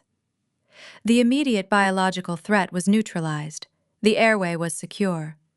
Now, the structural analysis of the failure had to begin. I reached into the pocket of my utility coat and pulled out my phone. The screen illuminated the dark kitchen. A single unread voicemail icon sat on the display. It was from Aunt Carol, the estranged sister my father had banished from our family narrative decades ago. The woman who had attempted to call the farmhouse hours before the dinner collapsed. I did not listen to the recording. I bypassed the voicemail and dialed her number directly. She answered on the first ring. The line crackled with a faint static hiss, the hallmark of poor cell reception on the outer edges of the county. Melissa Carroll said. Her voice was grave, carrying a rough, weathered texture like a piece of sandpaper worn smooth over time. She did not ask how I was doing. She did not offer empty platitudes. "You called the farmhouse today," I stated, my tone matching her directness. "Donald hung up on you." "I did," Carol replied, a heavy sigh pushing through the receiver. "I tried to warn you. I keep a radio scanner in my kitchen, old habit from when your uncle was a volunteer firefighter. I heard the county dispatch call go out this afternoon, a pediatric anaphylactic shock at Donald and Patricia Hawkins' address. I knew exactly what she had done." My grip on the phone tightened. The plastic casing dug into my palm. "How could you possibly know that, Carol? You have not spoken to my mother in 30 years. "Because I was there the first time she did it," Carol said. The silence that followed was absolute. The hum of my refrigerator seemed to magnify, vibrating against the hardwood floor. In aviation auditing, you sometimes uncover a hidden stress fracture, a microscopic defect that has been quietly weakening the airframe for thousands of flight hours. You realize the catastrophic failure was not a sudden accident, but an inevitable conclusion. Carol had just handed me the original flight log. I pulled out a wooden dining chair and sat down, my legs suddenly refusing to hold my weight. "Tell me," I commanded. 35 years ago, before you or Brian or Rachel were even a thought, Patricia had a baby boy, Carol. began her voice dropping to a low, steady cadence, unearthing a ghost buried deep beneath the Kansas soil. His name was Matthew. He was a beautiful, quiet baby, but he was sick all the time. Colic, rashes, respiratory issues. The local pediatrician told Patricia that the boy had a severe systemic allergy to dairy proteins. He told her she had to stop feeding him standard formula immediately and switch to a specialized prescription alternative. I closed my eyes, visualizing the young version of my mother, possessing the same rigid, unyielding arrogance she carried today. Patricia refused to believe the Dr. Carroll continued. She told everyone the man was a quack. She said dairy was natural, that farm kids were raised on cow milk, and that the doctor was just trying to sell her expensive chemical garbage. She believed the baby just had a sensitive stomach and needed to be toughened up. She thought her maternal instincts were superior to medical science. My breath caught in my throat. The exact same rhetoric. The exact same delusional defiance. She was running the same playbook on my daughter that she had run 35 years ago. One afternoon, Donald was out in the fields, Carol said, the weight of the memory dragging her words down. Patricia fed Matthew a full bottle of standard formula. She wanted to prove the doctor wrong. She wanted to prove she was right. Within minutes, the baby went into severe anaphylaxis. They did not have auto-injectors back then, Melissa. Not like you do now. The rural ambulance took 40 minutes to navigate the dirt roads. Carol paused. The crackle of the phone line filled the void. Matthew did not make it. She finished, the devastating truth landing like an anvil on my chest.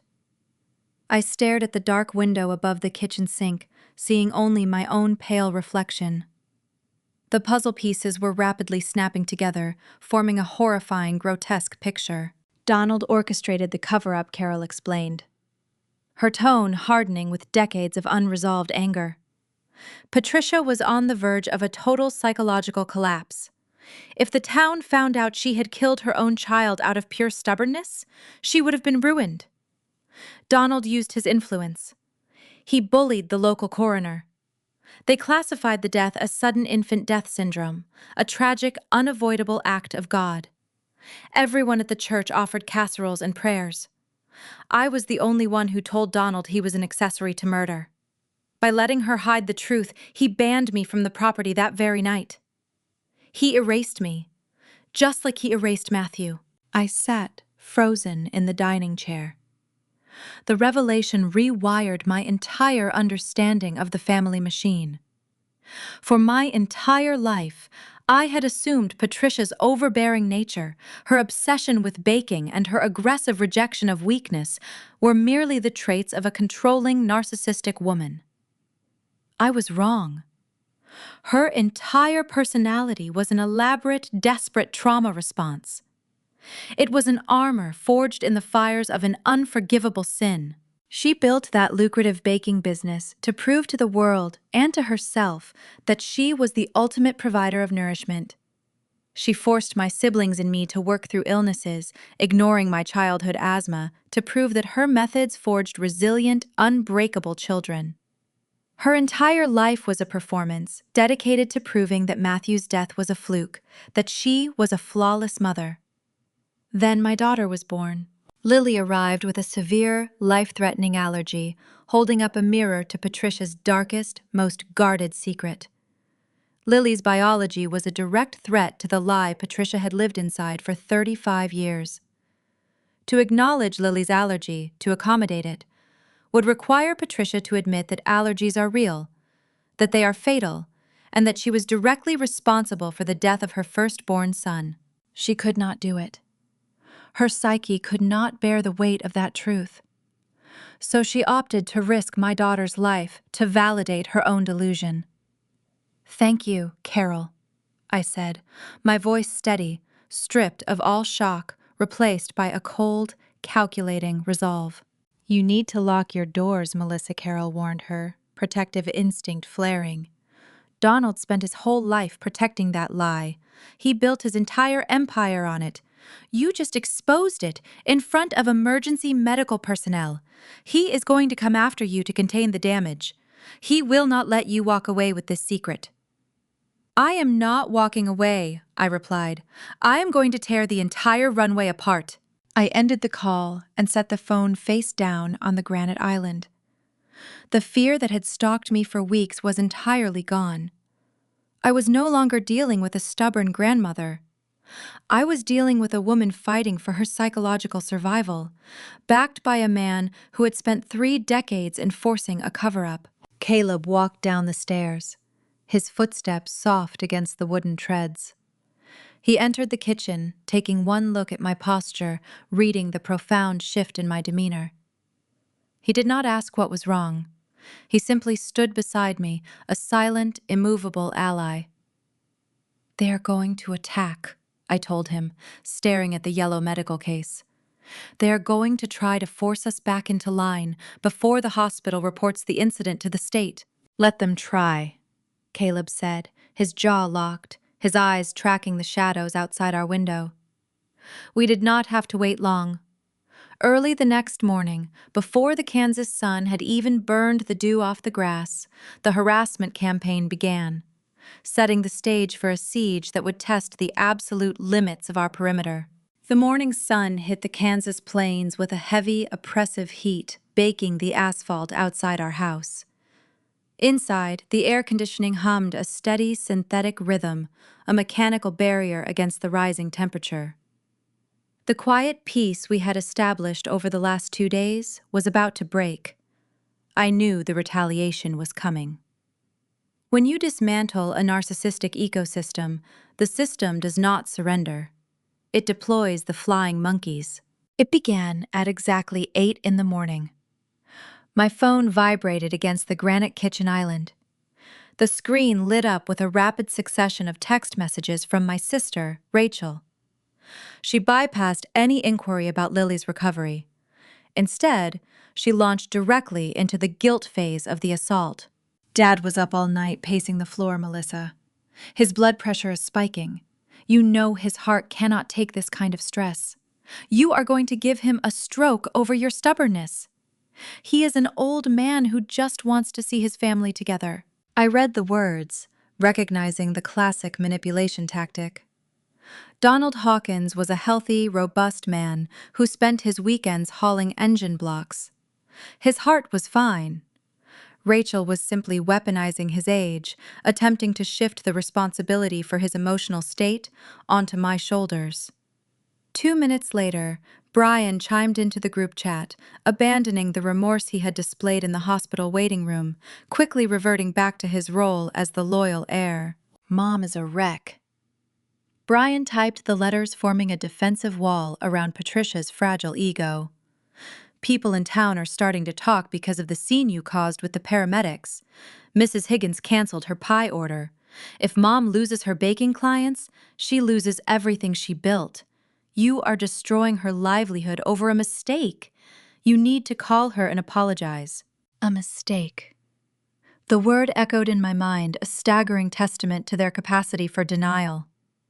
They were reframing a lethal, intentional exposure as a simple error in judgment, a minor slip-up that I was ruthlessly exploiting. I did not reply.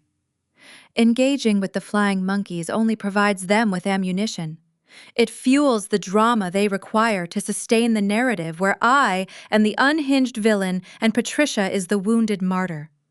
I blocked both of their numbers, slicing through the digital tether that connected me to their demands.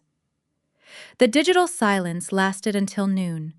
Then the physical siege began. I was in the living room, reading a book to Lily on the rug, when the heavy thud of a fist striking our front door shattered the calm. Caleb was in the kitchen preparing lunch.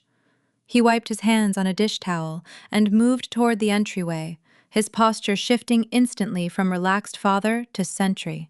Through the narrow pane of glass beside the door, I saw Donald standing on the porch. He was wearing his heavy denim work shirt, his face flushed red beneath the brim of his cap. He did not look like a man seeking reconciliation. He looked like a man expecting obedience. Caleb opened the door, positioning his broad frame squarely in the center of the threshold, physically blocking any attempt Donald might make to push his way inside. I am here to see my daughter and my granddaughter. Donald boomed his voice, carrying the familiar, commanding rumble that usually cowed everyone in his presence. Tell her to come out here, Caleb. We need to settle this nonsense right now. Caleb did not raise his voice. He spoke with the flat, unwavering tone of a man holding an unassailable high ground. Melissa does not want to see you, Donald. And you are not seeing Lily. You need to step off my porch. Donald's face darkened, the red flush deepening into a dangerous plum. You listen to me, you disrespectful punk, he growled, jabbing a thick, calloused finger toward Caleb's chest. That is my blood in there. You do not get to dictate when I see my family. This is between me and Melissa. You step aside. He is my husband, I said, stepping into the hallway, standing just behind Caleb's right shoulder. And he speaks for this house. Donald shifted his glare to me, his eyes narrowing, attempting to deploy the intimidation tactics that had worked flawlessly for 3 decades. You are tearing this family apart, Melissa, he stated, wielding the accusation like a bludgeon. Your mother is sick with worry. She made a bad call, but she loves that baby. You are punishing all of us for one incident. Grow up and act like an adult. You are acting crazy. I looked at the man who had ordered me to work through asthma attacks in the wheat fields. The man who had orchestrated a 35-year cover-up to protect his wife's ego. The fear that had always accompanied his anger was entirely gone, replaced by a cold, clinical disgust. Your wife nearly killed my child, I replied, my voice steady, stripped of any emotional tremor. Just like she killed Matthew. The name hit Donald with the force of a physical blow. The bluster instantly evaporated from his posture. He took a stumbling half-step backward, his eyes widening in pure shock. The carefully constructed foundation of his entire life cracking wide open right there on my concrete porch. He stared at me, his mouth opening and closing, unable to formulate a response to the sudden exhumation of the secret he had buried so deeply. Do not ever come to my house again, I warned, delivering the final, uncompromising boundary. Caleb shut the heavy wooden door, the deadbolt clicking into place with a definitive, metallic thud. We watched through the side window as Donald practically ran to his truck, throwing the vehicle into reverse and speeding out of the neighborhood. The retreat was swift, but I knew it was not permanent. The revelation of Matthew's name meant the stakes had been raised to an existential level for my parents. They were cornered, and a cornered animal is the most dangerous. The final escalation arrived the following afternoon via certified mail. The mail carrier handed me a thick manila envelope requiring my signature. I closed the door and tore open the seal, sliding the heavy stack of legal documents onto the kitchen counter. The crisp white pages were stamped with the official seal of the county courthouse. It was a preliminary injunction. Donald Hawkins had retained a high-priced local attorney to file a lawsuit seeking formal, court-mandated grandparents' rights to force visitation with Lily. The filing argued that I was acting erratically, exhibiting signs of postpartum paranoia, and that severing the established familial bond was causing undue psychological harm to the child. They were attempting to use the legal system to legally mandate access to the very child they had nearly suffocated. The audacity of the legal maneuver was staggering. They were gambling that I would crumble under the financial pressure of a drawn-out court battle. They assumed I would fold, just like I had always folded, rather than drag the family name through the mud in a public forum. I stared at the thick stack of legalese. A lawsuit meant discovery. It meant depositions. It meant a judge could potentially order supervised visits, forcing me to hand my daughter over to the very people who viewed her biology as a personal insult. I could not simply walk away and ignore them. The legal threat bound us together, a bureaucratic chain tying me to the toxic ecosystem I was trying to escape. I realized then that playing defense was no longer an option. Setting a boundary was insufficient. The only way to ensure Lily's safety was to utterly dismantle their leverage. I had to locate the structural weakness in their empire and strike it with enough precision to collapse their entire operation. I walked down the hall to my home office. I fired up my secure laptop, logging into the encrypted server I used for my aviation safety audits. I did not pull up aircraft schematics. I pulled up Public Property Records LLC registrations and state tax filings. It was time to audit the Hawkins family business, and I already knew exactly where the fatal flaw was hiding. I locked the door to my home office, shutting out the lingering Kansas heat. The room was cool, smelling faintly of old paper and printer ink. I sat down at my desk and opened my laptop, the screen casting a pale blue glow across my face. The preliminary injunction for grandparent visitation sat near my elbow, a stack of crisp white pages radiating threat. My parents assumed the legal jargon would paralyze me. They calculated that a costly public court battle would force me into submission, compelling me to hand my daughter over to the very people who viewed her biology as an insult. They made a catastrophic miscalculation. They forgot that I dismantle complex failing systems for a living. I booted up my secure computer, bypassing my usual aircraft diagnostic software. Instead, I accessed county property databases, state tax registries, and corporate filing portals. If I was going to sever the ties binding me to my family, I had to understand the exact architecture of their empire.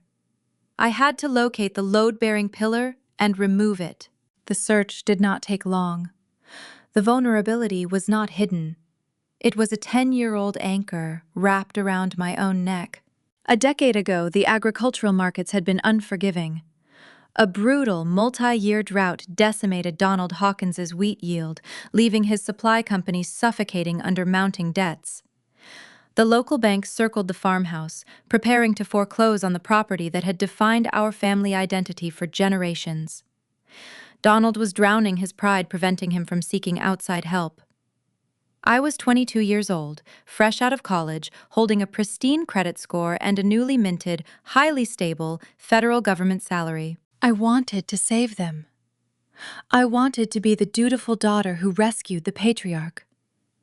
I signed the paperwork. My name was etched onto the deed of trust and the primary liability insurance policy for Hawkins Agricultural Holdings Limited Liability Company. I co-signed the financial lifeline that kept the farm afloat. Over the years, as Donald recovered and the farm stabilized, the paperwork simply faded into the background. It became a forgotten relic of a past crisis, an invisible thread tying my financial security to their sprawling acres of land. I pulled up the current operating agreements for the LLC. The documents loaded slowly, revealing the intricate web of my parents' finances. The farmhouse, the surrounding land, and the outbuildings were all insured under the commercial agricultural policy, carrying my signature. I shifted my focus to Patricia. Her home baking enterprise was not a small hobby. It was a highly lucrative operation, supplying elaborate cakes and pastries to country clubs and corporate events across Wichita. Yet searching the state health department registry yielded zero results. Patricia did not possess a commercial kitchen license. She did not submit to hygiene inspections. She operated her bakery entirely under the table, shielding her income from regulators while running the enterprise out of the residential kitchen located on the farm.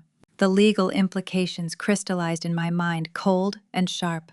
Because the uncertified bakery was operating on property governed by the LLC I co-signed, I carried profound legal liability. Patricia had deliberately poisoned a toddler with a known allergen inside a kitchen that lacked basic health certifications. If Lily had died, or if I reported the incident to the state, the resulting negligence lawsuit would not just ruin my parents. The liability would flow directly up the chain of ownership, targeting the primary insurance policy. It would target me. My parents were not just endangering my child. They were holding my financial and professional life hostage. I leaned closer to the monitor, the rhythmic clicking of my mouse filling the quiet room. I needed to know exactly how deep Patricia's operation went. I navigated toward the vendor procurement portals for several large aerospace manufacturing firms in Wichita. These were elite corporate entities, companies that demanded rigorous safety and quality control standards from every vendor they hired, from part suppliers to catering services. I located the catering contracts awarded over the past 2 years. Patricia Hawkins was listed as a primary vendor for 3 major corporate galas. I downloaded the bid proposals she had submitted to win those lucrative accounts. The PDF files opened on my screen displaying the familiar, looping font Patricia used for her business letterheads. I scrolled past the menu descriptions and the pricing tiers, reaching the final page detailing quality assurance protocols. My breath caught in my throat. My heart performed a slow, heavy thud against my ribs. Printed clearly under the heading of Safety Compliance was my own name. Patricia had drafted a paragraph assuring her corporate clients that her kitchen adhered to the highest possible standards of safety and cross-contamination prevention. To prove this, she listed her daughter as her internal quality control consultant. She cited my exact job title, Federal Aviation Safety Inspector. She was leveraging my government credentials to secure private catering contracts. She was using my reputation built on years of rigorous federal training and flawless ethical conduct as a shield to mask an illegal, unregulated residential kitchen. It was a staggering act of fraud. If my superiors at the agency discovered that my name was attached to uncertified food handling contracts, my federal clearance would be revoked, pending a severe ethical investigation. The sheer audacity of the forgery left me momentarily breathless. While Donald was drafting lawsuits accusing me of paranoia, Patricia was actively committing fraud using my federal identity.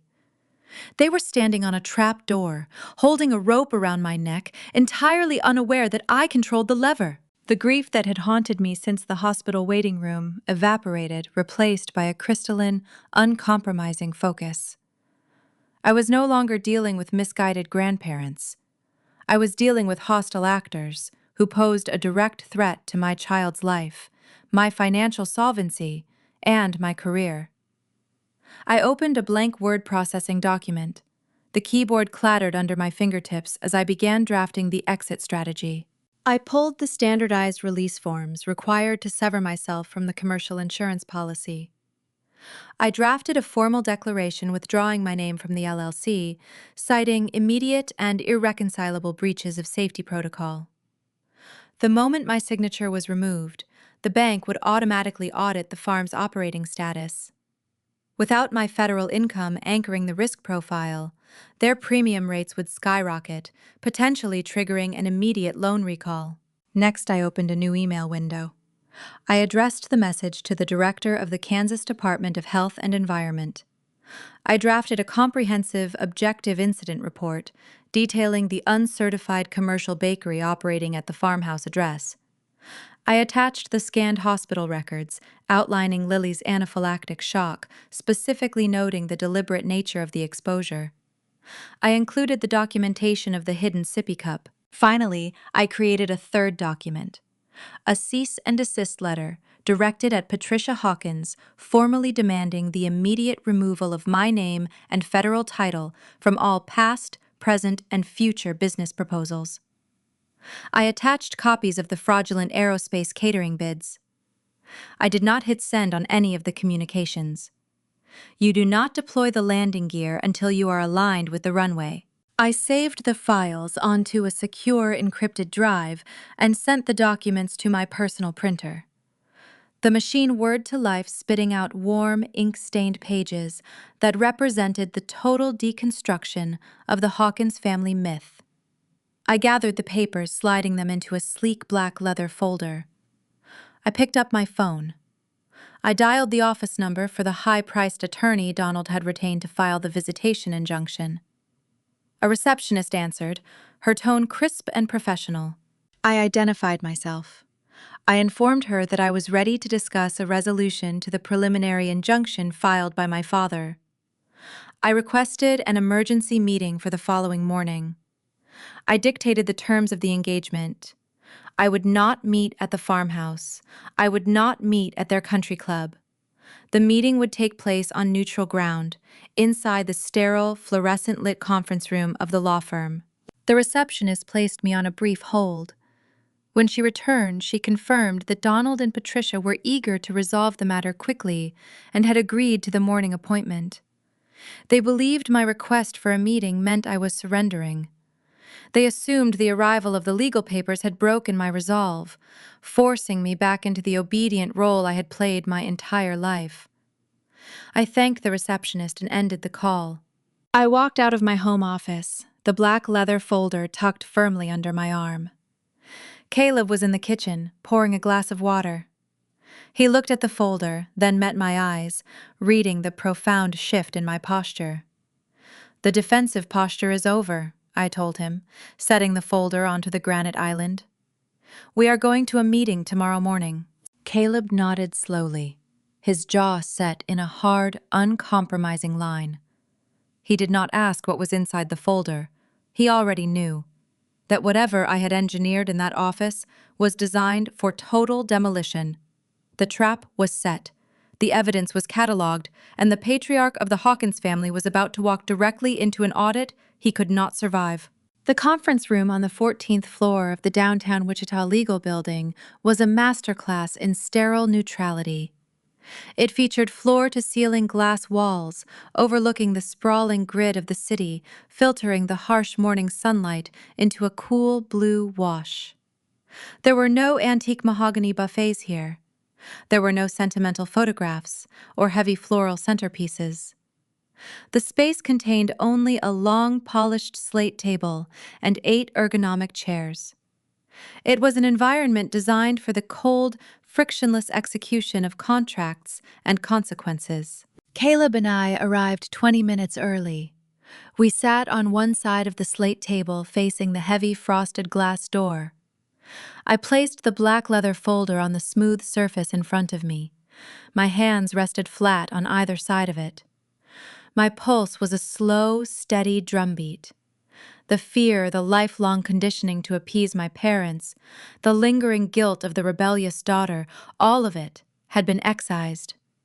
I was operating with the precise, detached clarity of an inspector evaluating a compromised airframe. At exactly 9 o'clock, the frosted glass door swung open. Donald and Patricia stepped into the room. They had dressed for a victory lap. Donald wore his tailored Sunday suit, the one he reserved for weddings and bank loan approvals. His posture was broad and expansive, projecting the triumphant aura of a patriarch who had successfully quelled a rebellion. Patricia wore a silk scarf draped over a crisp, tailored blouse, her hair perfectly coiffed, carrying her designer handbag like a trophy. They assumed my request for an emergency meeting meant I was waving a white flag. They calculated that the arrival of the visitation injunction had broken my resolve, forcing me to surrender Lily to avoid the public humiliation of a courtroom battle. Donald pulled out the chair directly across from me, settling into it with a heavy, satisfied sigh. Patricia took the seat beside him, offering a tight, patronizing smile that did not reach her eyes. "I am glad you finally came to your senses, Melissa," Donald began, his voice echoing loudly off the bare walls. He did not bother with pleasantries. He dove straight into the role of the magnanimous victor. "Lawsuits are ugly things. They drain the bank account and they ruin reputations. Your mother and I are willing to withdraw the petition this afternoon, provided we establish a firm schedule for unsupervised weekend visits. We can put this unfortunate hysteria behind us and move forward like a proper family." Patricia nodded, reaching across the table as if to pat my hand, though she stopped several inches short. "We just want what is best for our grandbaby," she added, her tone dripping with manufactured empathy. "We know you have been under a lot of stress lately. We forgive you for the things you said at the hospital." I did not blink. I did not shift my weight. I let their words hang in the chilled, air-conditioned air, allowing the silence to stretch until it became a physical weight in the room. Donald's confident smile began to slip, the edges of his certainty fraying as he realized I was not reading from his script. I placed my fingertips on the edge of the black leather folder. I pushed it across the smooth slate. It glided silently, stopping exactly inches from Donald's folded hands. "We are not here to negotiate a visitation schedule," I stated, my voice echoing, the flat, uncompromising tenor of the room. "You are going to open that folder. You are going to read the documents, and then you are going to understand exactly how this family moves forward." Donald frowned, a flicker of genuine irritation crossing his face. He despised being issued directives. He flipped open the leather cover, his thick fingers grasping the first stack of crisp white paper. He pulled out the limited liability release forms, scanning the legal header. His eyes darted back and forth across the page. The flush of victory drained from his cheeks, replaced by a pale, chalky pallor. "As of 8 o'clock this morning, my signature has been legally severed from the Agricultural Holding Company," I informed him, translating the legal jargon into blunt reality. "I am no longer a co-signer on your property deed. My federal income no longer underwrites your commercial liability insurance." Donald dropped the papers onto the slate table as if they had burned his fingers. "You cannot do that," he sputtered, his voice losing its booming resonance, shrinking into a breathless rasp. "The bank requires a secondary guarantor. If you pull your backing, the risk profile defaults. They will audit the farm, the premiums will quadruple." "They will likely recall the loan entirely," I corrected him, watching the architect of my childhood anxiety realize his empire was built on sand. "You spent 30 years telling me I was fragile and dramatic. You spent my entire life equating your agricultural machinery with true strength. But your entire operation only survived the last decade because I held the structural load. I am dropping the load, Donald. You are in freefall." Patricia gasped, her hand flying to her throat. She turned to her husband, her eyes wide, with mounting panic, seeking reassurance that he could fix this. Donald stared at the slate table, his jaw working silently, unable to conjure a defense against a maneuver that was already executed. I was not finished. I leaned forward, shifting my gaze directly to Patricia. "Turn to the second document," I instructed. Donald's hands were shaking as he moved the insurance release aside, revealing the Kansas Department of Health and Environment Incident Report. The official state seal sat prominently at the top of the page.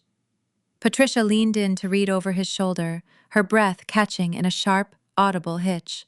"You run a highly profitable baking enterprise out of an uncertified residential kitchen," I stated, laying out the facts with surgical detachment. "You evade health inspections. You dodge commercial tax registries. Yesterday, you intentionally poisoned a toddler with a known allergen in that very kitchen." Patricia shrank back into her ergonomic chair, the faux sympathetic smile replaced by raw, unfiltered terror. "I delivered the sealed polyethylene evidence bag containing the contaminated sippy cup to the state inspector this morning." I continued my words, striking like a hammer against her curated reputation.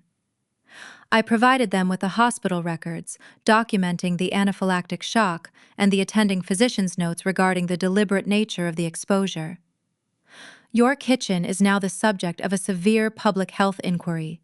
Your operation is effectively shuttered, pending an investigation into medical child endangerment." "You are destroying me," Patricia whimpered, tears spilling over her lower lashes, carving jagged lines through her pristine makeup. "My clients, my church group, when they find out about this, I will be ruined. You are vindictive." "I am thorough," I corrected her, "and we have not yet reached the bottom of the folder." Donald forced himself to turn to the final stack of paper. It was the bid proposals Patricia had submitted to the aerospace manufacturing firms in Wichita. The contract she had secured by leveraging fraudulent safety protocols. "Patricia Hawkins," I said, saying her full name out loud, stripping away the title of mother. "You submitted commercial catering proposals to elite federal defense contractors. In your quality assurance section, you listed a Federal Aviation Safety Inspector as your internal compliance consultant. You utilized my name and my federal government title to secure private corporate funding. The silence in the conference room was absolute. The hum of the ventilation system faded away. Donald looked at his wife, his expression twisting into a mask of pure horror. He finally grasped the existential depth of the trap she had walked them into. "That is federal fraud," Donald whispered, the reality of the crime settling over him. I picked up my smartphone from the table. I tapped the screen, unlocking the device. I opened my email application. I held the phone up, ensuring they could both clearly see the draft displayed on the screen. "This email is addressed to the procurement director of your largest aerospace client." I explained, my thumb hovering a fraction of an inch above the glass. "It details the fraudulent use of federal credentials. It formally distances my government clearance from your uncertified, dangerous operation. Once they receive this, they will cancel your catering contract immediately. They will likely pursue damages for breach of ethics." Patricia lunged forward, her hands slamming against the slate table, her polished fingernails scraping against the stone.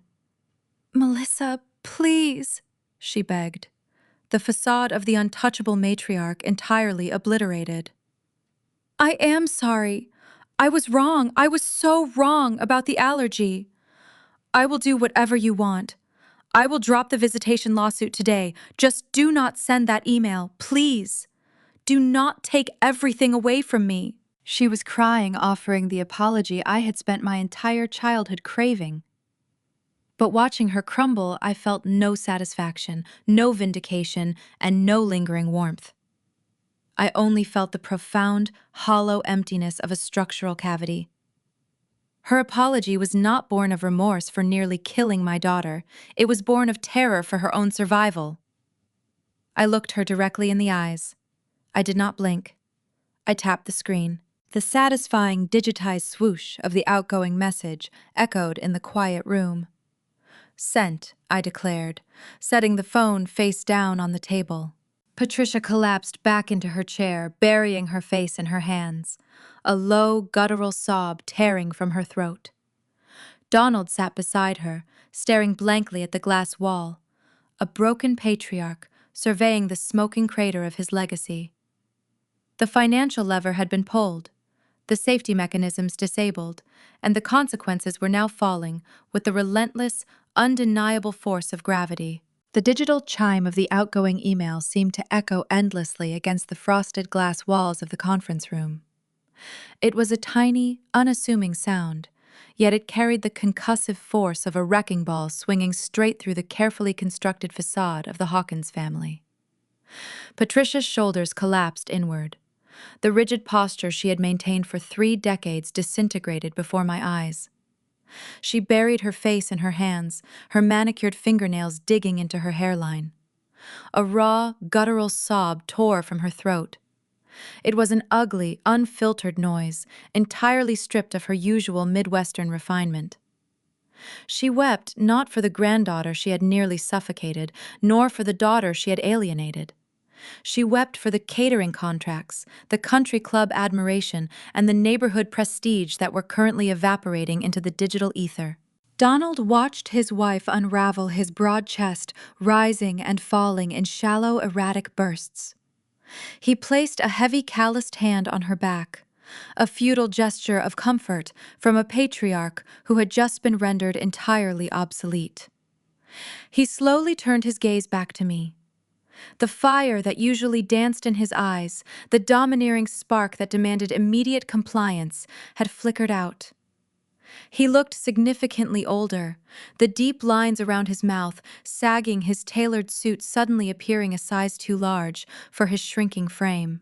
"Melissa," he rasped, his voice scraping against his vocal cords, devoid of its signature booming resonance. "How can you do this to your own blood?"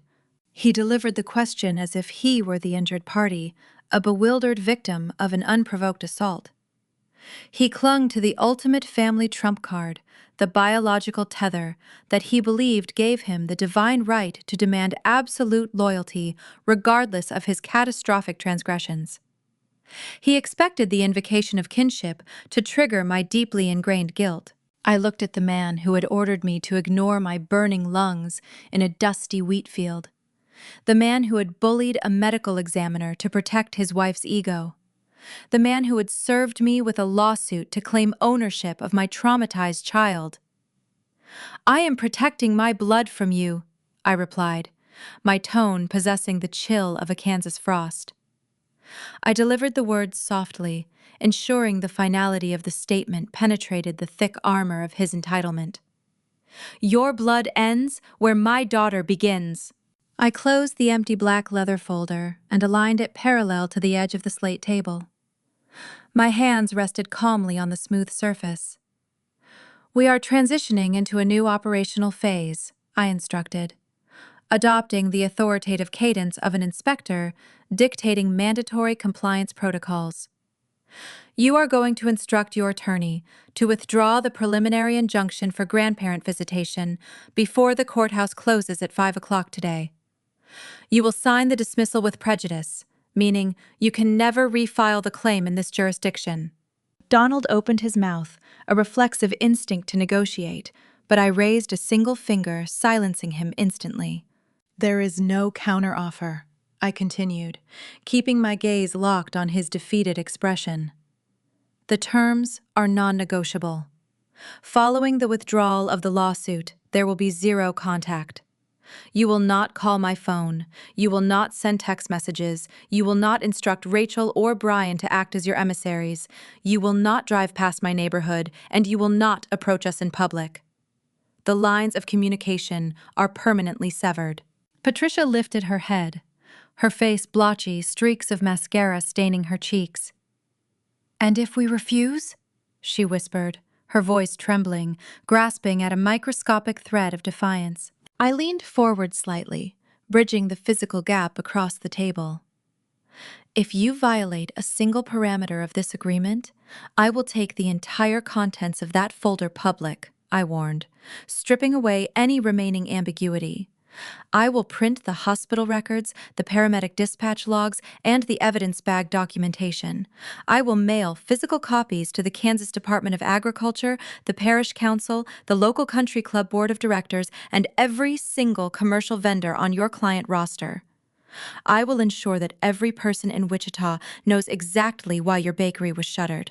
I will dismantle your social standing brick by brick until there is nothing left but the truth." The threat hung in the chilled air, a heavy, suffocating blanket that smothered any remaining resistance. They realized I possessed the ammunition, the motive, and the ruthless capability to execute the strike. They had no leverage left. Their secrets were exposed, their financial safety net was gone, and their legal maneuvers had been outflanked. Donald slowly pushed his chair back, the metal legs grinding harshly against the carpeted floor. He did not issue a parting threat. He did not demand respect. He simply stood up, a defeated man, and reached for his wife's arm.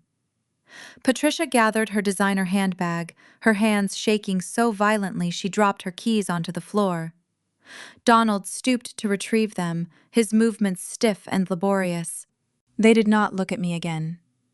They turned and walked toward the frosted glass door, their footsteps heavy shuffling out of the conference room like weary exiles, banished from the kingdom they had built. The heavy door clicked shut behind them, sealing the chamber. I remained seated at the slate table for a long moment, allowing the profound silence to wash over me. The adrenaline that had fueled my precision was slowly draining away, leaving behind a hollow, echoing stillness. I had spent 32 years anticipating their anger, managing their egos, and contorting my reality to fit their demands. Now, the space they had occupied in my mind was entirely vacant. I picked up the leather folder and walked out of the conference room. The hallway was bright, illuminated by recessed lighting and the morning sun streaming through the lobby windows. Caleb stood near the elevator bank. He had not joined me inside the room. We both knew the execution of the final sequence required a solo pilot. I had to sever the cord myself. Caleb turned as I approached. He scanned my posture, reading the subtle shift in my shoulders, the relaxed tension in my jaw. He did not ask how the meeting went. He simply reached out and took my hand. His palm was warm, solid, and incredibly grounding. His fingers intertwined with mine, a silent affirmation of the perimeter we had successfully defended. We stepped into the elevator together, the steel doors sliding shut, leaving the 14th floor and the remnants of the Hawkins legacy behind us. The drive back to our suburban neighborhood felt fundamentally different than any journey I had ever taken in that city. The Kansas sky, usually a sprawling canopy that felt heavy and oppressive, now stretched out in every direction, an endless, unobstructed expanse of vivid blue. The horizon felt remarkably open, inviting, and free of storm clouds.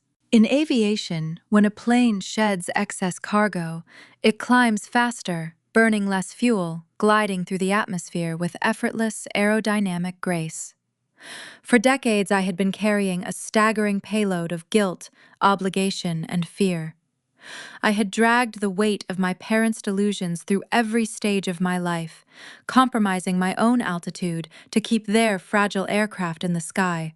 Looking out the passenger window, watching the wheat fields blur past in a golden haze, I took a deep, unrestricted breath. The suffocating pressure that had lived in the center of my chest since childhood was gone. The internal alarms had ceased their frantic blaring. The systemic failure had been corrected. As we turned onto our quiet street, approaching the driveway where my daughter was safely playing inside with her nanny, a new realization began to crystallize. The destruction of the old regime was only the first phase of the operation. Establishing a new, impregnable protocol was the necessary final step. The immediate threat had been neutralized, but the perimeter still required permanent, unyielding fortification to ensure history would never repeat itself. The season shifted, pulling a crisp, biting chill across the Great Plains. The relentless summer heat broke, yielding to the stark clarity of a Kansas autumn. Frost settled over the harvested wheat fields, turning the rural landscape brittle and pale. In the months following the conference room meeting, the structural collapse of my parents' curated existence proceeded with the quiet, inevitable efficiency of gravity. The Kansas Department of Health and Environment did not require a dramatic raid to dismantle Patricia's operation. They executed a routine, unannounced inspection of the farmhouse kitchen.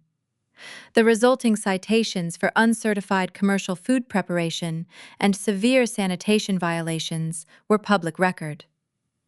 The corporate procurement director I emailed terminated her aerospace catering contracts within 48 hours, citing a zero-tolerance policy for fraudulent compliance claims. Without the revenue from the elite galas, and with her reputation tarnished among the local country club elite, the baking enterprise folded.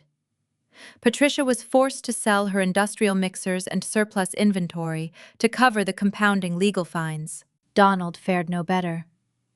The moment my signature vanished from the limited liability company, the regional bank initiated a comprehensive risk reassessment.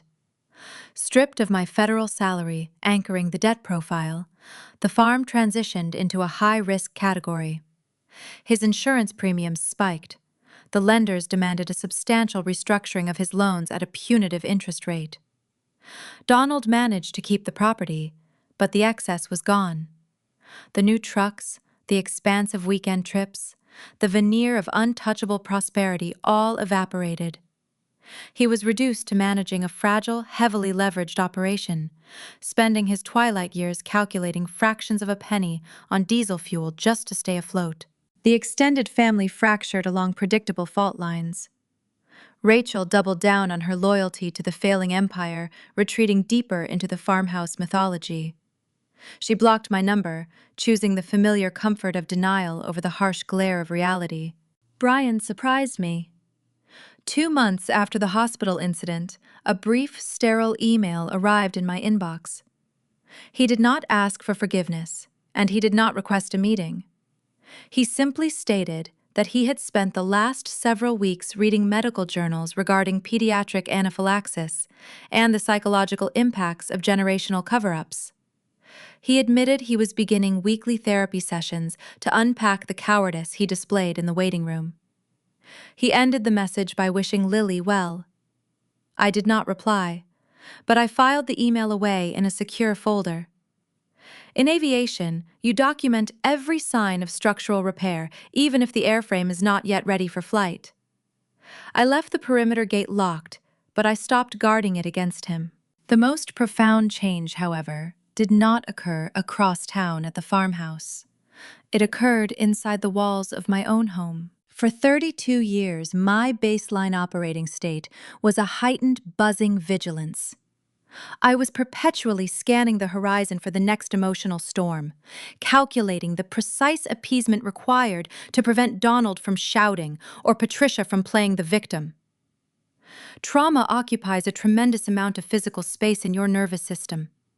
When you evict the source of that trauma, the resulting silence is initially deafening. It took weeks to adjust to the tranquility. I would wake up on a Sunday morning, my muscles coiled, anticipating a demand to attend a tense family roast.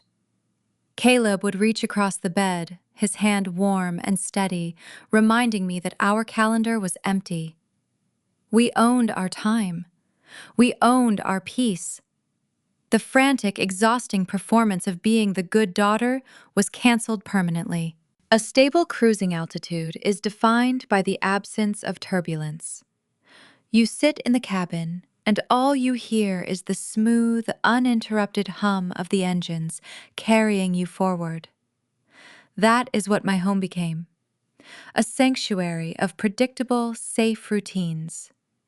On a bright Saturday morning in late November, the culmination of this new reality crystallized in a single, quiet interaction.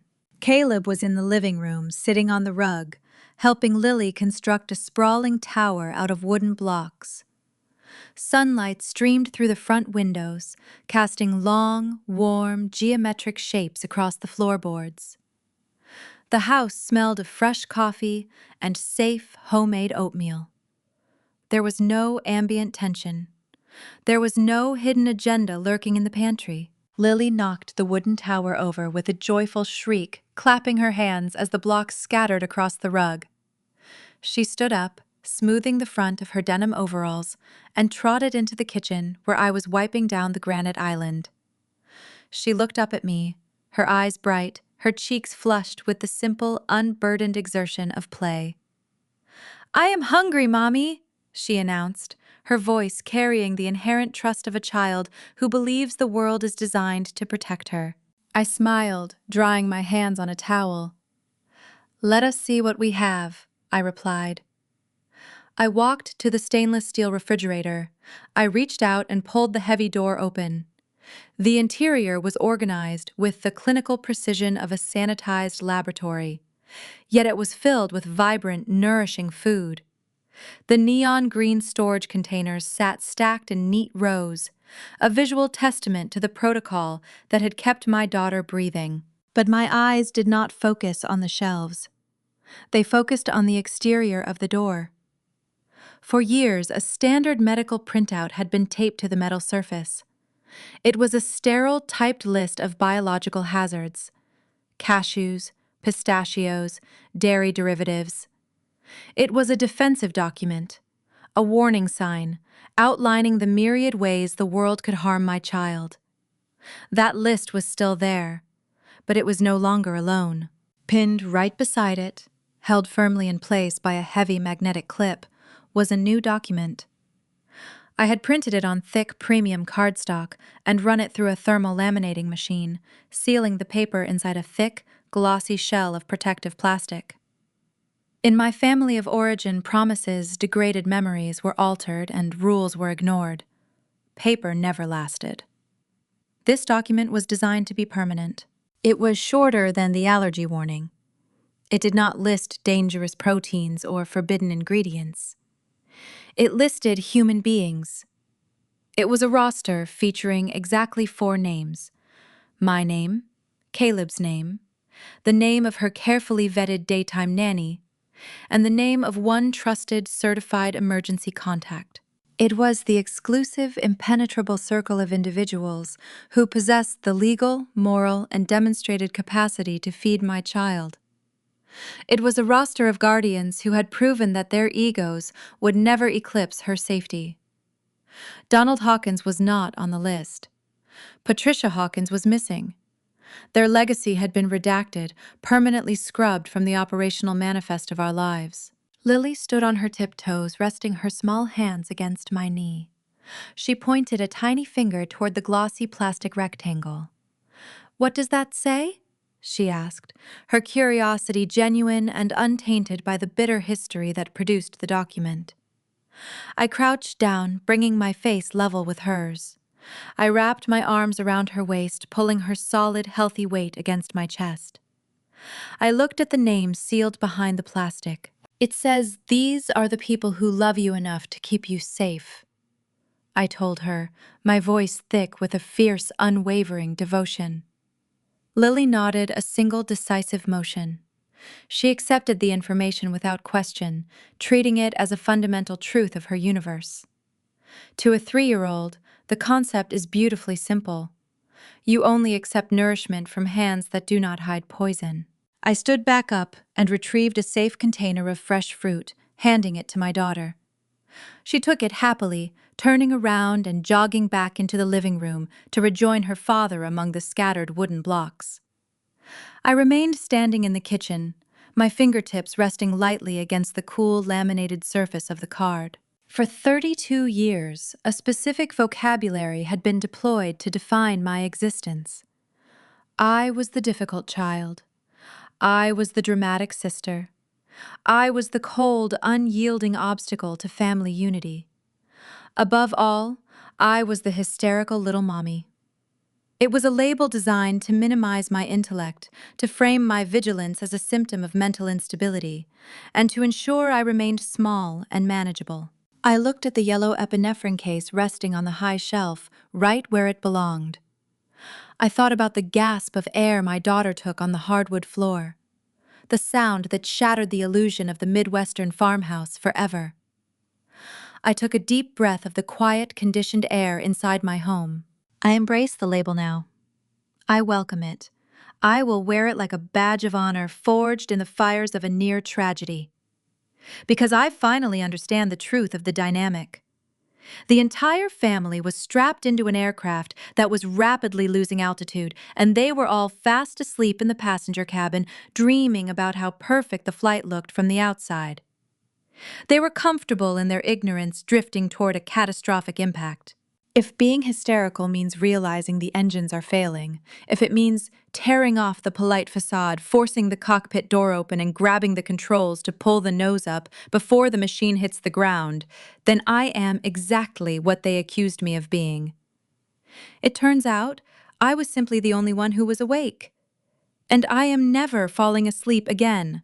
There is a specific, enduring mythology woven into the fabric of American culture, particularly in the vast, sweeping expanses of the Midwest. It is the idealized portrait of the traditional family, the stoic, hard-working patriarch, the devoted pie-baking matriarch, the sprawling Sunday dinners where multiple generations gather around a heavy oak table to break bread. We are conditioned from a very young age to view this structure as the ultimate sanctuary. We are taught that family loyalty is the bedrock of a successful life, that resilience means enduring hardship without complaint, and that blood ties are an unbreakable covenant. But what happens when the sanctuary is the very thing trying to suffocate you? Looking back on the collapse of my family's empire, the most profound lesson was not about allergies, nor was it about the intricate legalities of holding companies and uncertified commercial kitchens. It was a brutal, necessary awakening regarding the true nature of family responsibility and the values we must cultivate to guide our children into the future. For decades, my parents Donald and Patricia operated under a distorted, deeply toxic interpretation of traditional American grit. In their worldview, emotional awareness was synonymous with weakness. Honesty was only valued if it did not disrupt the aesthetic of their perfection. When my mother's firstborn son, Matthew, died 35 years ago because she refused to heed medical advice regarding his dairy allergy, the family did not process the grief. They did not embrace accountability. Instead, my father orchestrated a cover-up to protect his wife's fragile ego, and my mother spent the next 3 decades overcompensating, running a covert war against any sign of vulnerability in her surviving children. They believed they were raising strong, resilient kids. In reality, they were demanding complicity in a shared delusion. True parenting, I have learned, requires the exact opposite approach. Raising a child with integrity in today's world demands a radical, often uncomfortable commitment to emotional awareness. It requires a parent to look at their own deep-seated traumas, their insecurities, and their historical failures, and consciously choose not to hand those heavy bags down to the next generation. Patricia lacked the courage to face her guilt. To avoid the pain of her past, she was willing to gamble with my daughter Lily's life, slipping cashew oil into a toddler's dessert just to prove a point. She valued her pride over my child's breath. This is where the conventional wisdom of our society so often leads us astray. We are repeatedly told that we must forgive and forget for the sake of the family unit, that keeping the peace is the highest moral good. We are instructed to honor our father and mother even when their hands are offering us poison wrapped in vanilla frosting. I reject that convention entirely. Sometimes the most profound act of family responsibility is walking away from the one you were born into so you can safely build the one you were chosen to raise. Peace is not merely the absence of shouting. Peace is the presence of truth. When I clamped my hand down on that porcelain saucer, intercepting the contaminated cookie, I was not just stopping an anaphylactic reaction. I was breaking a 35-year generational curse. Long-term guidance for our children does not just involve teaching them how to tie their shoes, how to excel in school, or how to navigate their careers.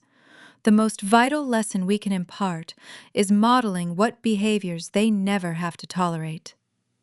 By utterly dismantling my parents' leverage, by removing my name from their insurance, reporting the illegal bakery, and cutting off their access to my child, I was teaching Lily the ultimate lesson in fairness and self-respect. I was showing her that love is never coercive, that boundaries are not negotiable, and that no one, regardless of their biological title, has the right to compromise her safety. If we want to raise healthy, well-adjusted children, we must stop prioritizing the aesthetics of the Sunday roast over the psychological and physical well-being of the people sitting at the table. We must be willing to endure the discomfort of being labeled hysterical, difficult, or dramatic by those who benefit from our silence. If you have ever found yourself holding a firm boundary that the rest of your family calls a barricade, if you have ever had to play the villain in someone else's story to protect the protagonist of your own, please take a moment to like and subscribe to Zara Told Stories. We share these narratives because breaking the cycle of generational trauma is isolating, exhausting work, and knowing you are not alone in the cockpit can make all the difference. Tell us your own stories in the comments. We are building a community of cycle breakers, and your voice matters here. When I look at the laminated card pinned to my refrigerator today, the short, highly curated list of individuals legally and morally permitted to feed my daughter, I do not feel a sense of loss for the grandparents whose names are missing. I feel the solid, unyielding weight of true parental responsibility. The world will always try to convince you that cutting ties with your family is a failure of character, a tragic rupture of the natural order. But I have come to realize a very different philosophical truth. Loyalty to a toxic system is not an act of love. It is an act of self-harm. We are conditioned to believe that blood is thicker than water, an old adage used to chain us to our most abusive relatives. But the actual original proverb states that The blood of the covenant is thicker than the water of the womb. The bonds we consciously choose, the people who prove themselves worthy of our trust and protective devotion, are infinitely stronger than the genetic lottery that determined our birth. I was not the hysterical woman who ruined a family. I was the architect who finally condemned a structurally unsound building before the roof could cave in on my daughter. Look closely at your own life. Look at the traditions you uphold, the slights you swallow, and the heavy oak tables where you take your seat week after week. Are you sitting there because you are truly nourished? Or are you simply too afraid to see what is being mixed into the frosting? The door is always unlocked. The only thing keeping you at the table is the illusion that you aren't allowed to stand up.